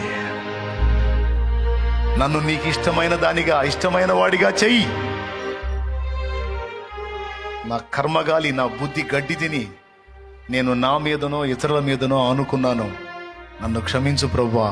ఇక ఈ జీవితకాలం నేను నీ మీదనే ఆనుకుంటాను, ఇక నీ మీదే ఆధారపడతాను, నీ వైపే చూస్తాను, నీకే మొర్ర పెడతాను.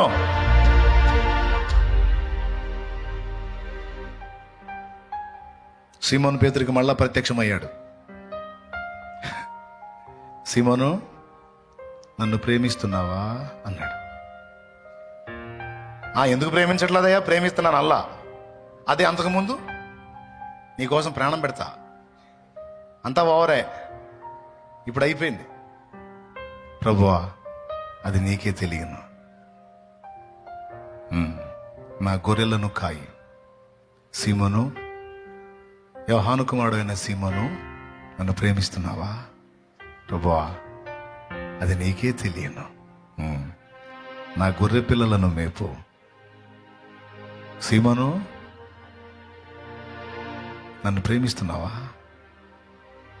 ప్రభువా నేను నిన్ను ప్రేమించుతున్నాను, ఎంత ప్రేమించుతున్నాను అది నీకే తెలియను. ఇప్పుడు దేవుడు నిన్ను అడుగుతున్నాడు, నా కుమారి నా కోసం నమ్మకంగా ఉండగలవా అని అడుగుతున్నాడు. ఏం చెప్తావు నువ్వు? ఎందుకుండను తండ్రి, ప్రాణమిత్త తండ్రి అంటావా? మరేమంటావు? నీ కృప ఉంటే, నీ సహాయం ఉంటే, నీ దయ నా మీద ఉంటే అలానే ఉండగలను ప్రభువా. నీ కృప లేకపోతే నేను ఎట్లుంటాను తండ్రి? నువ్వు సాయం చేయకపోతే నేను నీకు నమ్మకంగా ఎలా ఉండగలను? నేను నీకు నమ్మకంగా ఉండనట్లు కూడా నీవు నీ శక్తిని నాకు ఇవ్వాల్సి. నా కుమారుడా నీవు నన్ను ప్రేమిస్తున్నావా?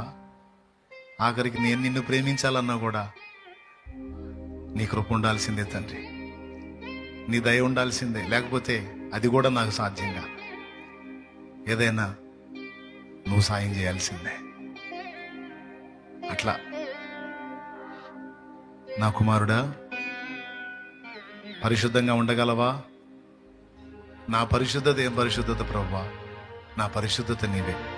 నీ దయ ఉంటే, నీ కృప నా మీద ఉంటే, నువ్వు నాకు శక్తినిస్తే తప్పకుండా నేను పరిశుద్ధంగానే ఉండాలనుకుంటున్నాను, పవిత్రంగానే నీలాగానే ఉండాలనుకుంటున్నాను. అయితే అందుకు నా శక్తి చాలదు, నీ శక్తి నాకు కావాలి తండ్రి అని నువ్వు అడగా. ఇట్లా ప్రతి విషయంలో విరిగిన వాళ్ళు ఏమంటారు? నీ దయ ఉంటే, నీ శక్తి ఉంటే, నీ సహాయం ఉంటే, నీ కృప ఉంటే అది అలా జరిగించగలను ప్రభువా. విరగనోళ్ళు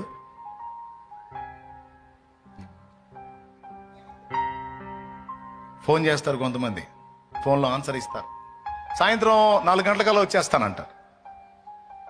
నేను పక్కన ఉన్నాను అనుకో, చెబుతా 4 గంటలకు వచ్చేస్తాను అనగానే వాడికి వెళ్ళి చూస్తా, నేను వెళ్తావా అంట. వెళ్తాను అంటాడు.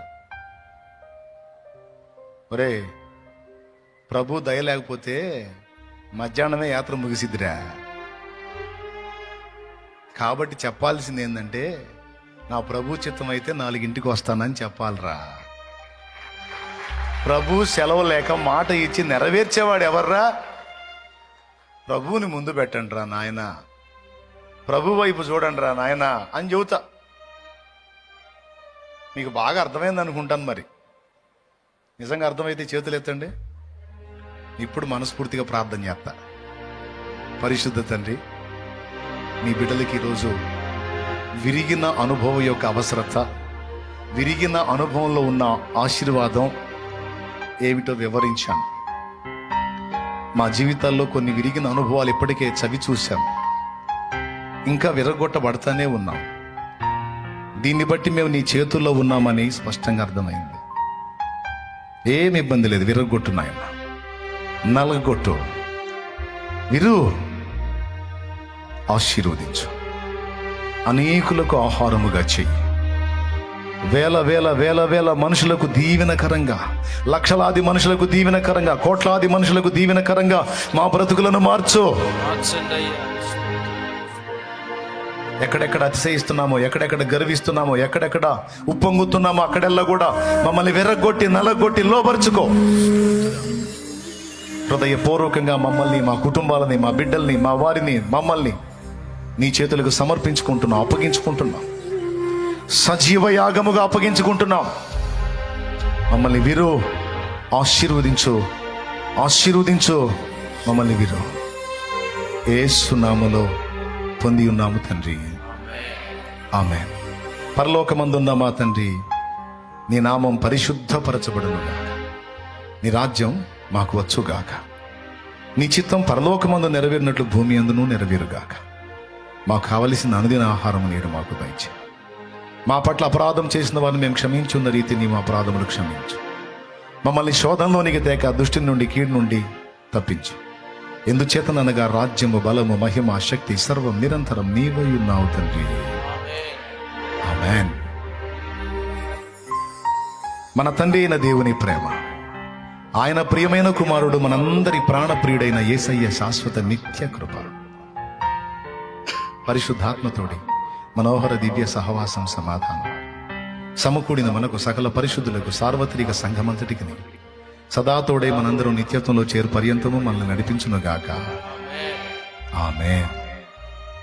ప్రవేశ రక్తమునకు చేయి ప్రభా, నీ బిడ్డలు విశ్వాసంతో తెచ్చిన ఆ నూనె నీ శక్తితో నింపి, రోగులైన వారికి, దయ్యపు పీడితులైన వారికి అది రాసి ప్రార్థించడం ద్వారా విడుదల, స్వస్థత కలిగించు. మా బిడ్డల్ని ఒట్టి చేతులతో పంపించొద్దు. వారు పోవచ్చు ఉండగా శుభవార్తలు వారికి వినబడాలి, మేలుకరమైన సందేశాలు వారి దృష్టికి రావాలి. వారి చేతుల్లో ఉన్న నూనె నీ శక్తితో నింపబడాలి. వారి దేహాలోకంలో, నీ ప్రపంచంలో నీతో 4 దినములు సమృద్ధిగా గడపడానికి మాకు సహాయం చేయమని యేసు నామములో పొంది ఉన్నాము తండ్రి, ఆమేన్. ఎన్ని రోజులు కూటాలు? ఒక రోజు ఎన్ని సంవత్సరాలు? పెద్దగా చెప్పండి. రైట్. ఇప్పుడు 4 రోజులు మనం గడిపితే ఎన్ని ఆశీర్వాదం మనకు వస్తుంది? నేను చెప్పానా? బైబిల్లో ఉందా అది? కాబట్టి మనం మిస్ అవ్వద్దు. ఇప్పటి నుంచే సిద్ధపడదాం ఆ రోజుకి. కృప మనందరికీ తోడై ఉండునుగాక. ప్రార్థన ముగించబడింది. ప్రశాంతంగా ఒక ముద్ద తిని, ఆ మీటింగ్ రౌండ్లో ఏదన్నా పరిచర్య ఉంటే చూసుకోండి, అప్పుడు ఇంటికి పోండి. పోయేటప్పుడు జాగ్రత్త, బైకుల మీద హెల్మెట్లు పెట్టుకొని పోండి. ఎట్లా పడితే అట్లా పోయి, ప్రమాదకరంగా పోయి మొహాలు బగలు కొట్టుకొని నాకు సీదర చేయొద్దు. నిదానంగా, చిన్నగా, జాగ్రత్తగా వెళ్ళండి. అసలుకే ఈరోజు అన్న విర్రగొట్టుకోమని చెప్పాడని ఇర్రగొట్టుకునేరు. నువ్వు విర్రగొట్టుకోవడం కాదు, అవసరమైనప్పుడు దేవుడు ఇర్రగొడతాడని చెప్తున్నాను నేను. దేవునికి స్తోత్రం. ఎట్టబడితే అట్ట పోయి ఎర్రగొట్టుకొని హాస్పిటల్లో పడి శాలేమన్నా దేవుడు ఎర్రగొట్టాడని మాకు. కొంతమంది ఎట్టబడితే అట్ట పోయి ఎర్రగొట్టుకొని ఆ మాట మాట్లాడతారు. అట్ట చేయొద్దు, జాగ్రత్తగా వెళ్ళండి. తిరిగి ఇల్లు జాగ్రత్తగా చేరండి. God bless you. మీ అందరికి వందనాలు. లైవ్లో, జూమ్లో ఉన్న బిడ్డలకు కూడా హృదయపూర్వక వందనాలు. విన్న విషయాలు ధ్యానించుకొని దేవుని చేతికి మిమ్మల్ని మీరు అప్పగించుకొని ధన్యులు కండి. విరవబడిన వారై, విధేయులై, విశ్వాస వీరులై, ప్రభుకిష్టులై, అనేకులకు ఆశీర్వాదకరమై విస్తరించుదురుగాక. మనం విస్తరించుదుము గాక. ఆమేన్. God bless you. మీ అందరికీ వందనాలు. సెలవు. Praise the Lord. మంచిది ప్రియులారా, ఆరాధన ముగించబడింది. అందరికీ ప్రభు పేట హృదయపూర్వకమైన వందనాలు. భోజనం చేసిన తర్వాత ప్రతి ఒక్కరూ అనుకూలత చేసుకొని మీటింగ్ గ్రౌండ్కి వెళ్ళాలని ప్రభు పేట తెలియజేస్తూ ఉన్నాం. పనులు జరుగుతూ ఉన్నాయి. అనుకూలత ఉన్న ప్రతి ఒక్కరూ కాస్త ఆహారం తీసుకున్న తర్వాత మీటింగ్ గ్రౌండ్కి వెళ్ళండి. పురుషులైతే క్లాతులు కట్టే పరిచర్య ఉన్నది, స్త్రీలైతే గ్రౌండ్ను శుభ్రం చేసే పరిచర్య ఉంది. అలాగనే ఒకవేళ కష్టించి పని చేయలేకపోతే ఆ గ్రౌండ్లో మోకరించి ప్రార్థన చేయొచ్చు. లక్షలాది మందికి దీవెనకరంగా జరుగుతున్న మహాకూటాలు ఎటువంటి ఆటంకాలు అభ్యంతరాలు లేకుండా దేవుని నామానికి మహిమకరంగా జరుగునట్లుగా మీరు ప్రార్థన చేయొచ్చు. మీరు వెళ్ళే సమయంలో కూడా ఆ దారంతా కూడా మరి దేవుని రక్తం ప్రోక్షించబడినట్లుగా, ఎవరికి ఏ కీడు జరగకున్నట్లుగా ప్రార్థనాపూర్వకంగా వెళ్ళండి. అలాగనే మీరు కూడా జాగ్రత్తగా వెళ్ళండి. పురుషులు తప్పనిసరిగా వాహనాలు నడిపేవాళ్ళు, వాహనాల మీద ఉన్నవాళ్ళు తప్పనిసరిగా హెల్మెట్లు ధరించి వెళ్ళాలని మరీ తెలియజేస్తూ ఉన్నాం. అలాగనే ఈ మహాకూటముల కోసం మరి ఆయా ప్రాంతాల్లో ఉండి సిద్ధపడుతున్న వారు, ఆ కూటాలకి రావాలని కోరుకుంటున్న వారు, ఆర్థికంగా మీరు సహకరించాలని కోరుకుంటే తప్పనిసరిగా మీరు సహకరించవచ్చు. అలాగనే ఆయా ప్రాంతాల్లో ఉండి ప్రార్థన చేసేవారు ఇంకా ఎక్కువగా ప్రార్థన చేయండి. దేవుడు బలమైన ఉజ్జీవాన్ని ఈ మహాకూటాల ద్వారా తీసుకొని వచ్చినట్లుగా, వేల ఆత్మలు ఈసారి రక్షించబడినట్లుగా, అనేక మంది ఆత్మీయంగా మేలు పొందినట్లుగా ఆయా ప్రాంతాల్లో ఉండి ప్రార్థించేవారు తప్పనిసరిగా ప్రార్థన చేయండి. అలాగే ఇంకా ఏ విధంగా మీరు సహకరించాలన్నా, మరి లక్షలాది మంది భోజనం చేస్తారు కాబట్టి రైస్ కావచ్చు, అలాగనే పప్పు దినుసులు కావచ్చు, కట్టెలు కావచ్చు, మీకు ఏది అందుబాటులో ఉంటే అది మీటింగ్ గ్రౌండ్కు తీసుకొని రావచ్చు. చక్కగా పరిశుద్ధులకు ఉపచారం చేయడానికి అవి ఉపయోగపడతాయి. విషయాలు గమనించండి. ఆర్థికంగా సహకరించాలనుకునేవారు సహకరించండి, ప్రార్థించేవారు ప్రార్థించండి, పరిచర్య చేయాలని కోరుకునేవారు చక్కగా మీరు పరిచర్య చేయడానికి దేవుడు అవకాశం ఇచ్చారు. విస్తారమైన పరిచర్య ఉన్నది. ఈ సమయం అయిపోయిన తర్వాత మీరు చేయాలన్నా కూడా అవకాశం ఉండదు. కాబట్టి దేవుడిచ్చిన అవకాశాన్ని సద్వినియోగపరుచుకొని పరిచర్యలో సహకరించాలని ప్రభు పేట తెలియజేస్తూ ఉన్నాం.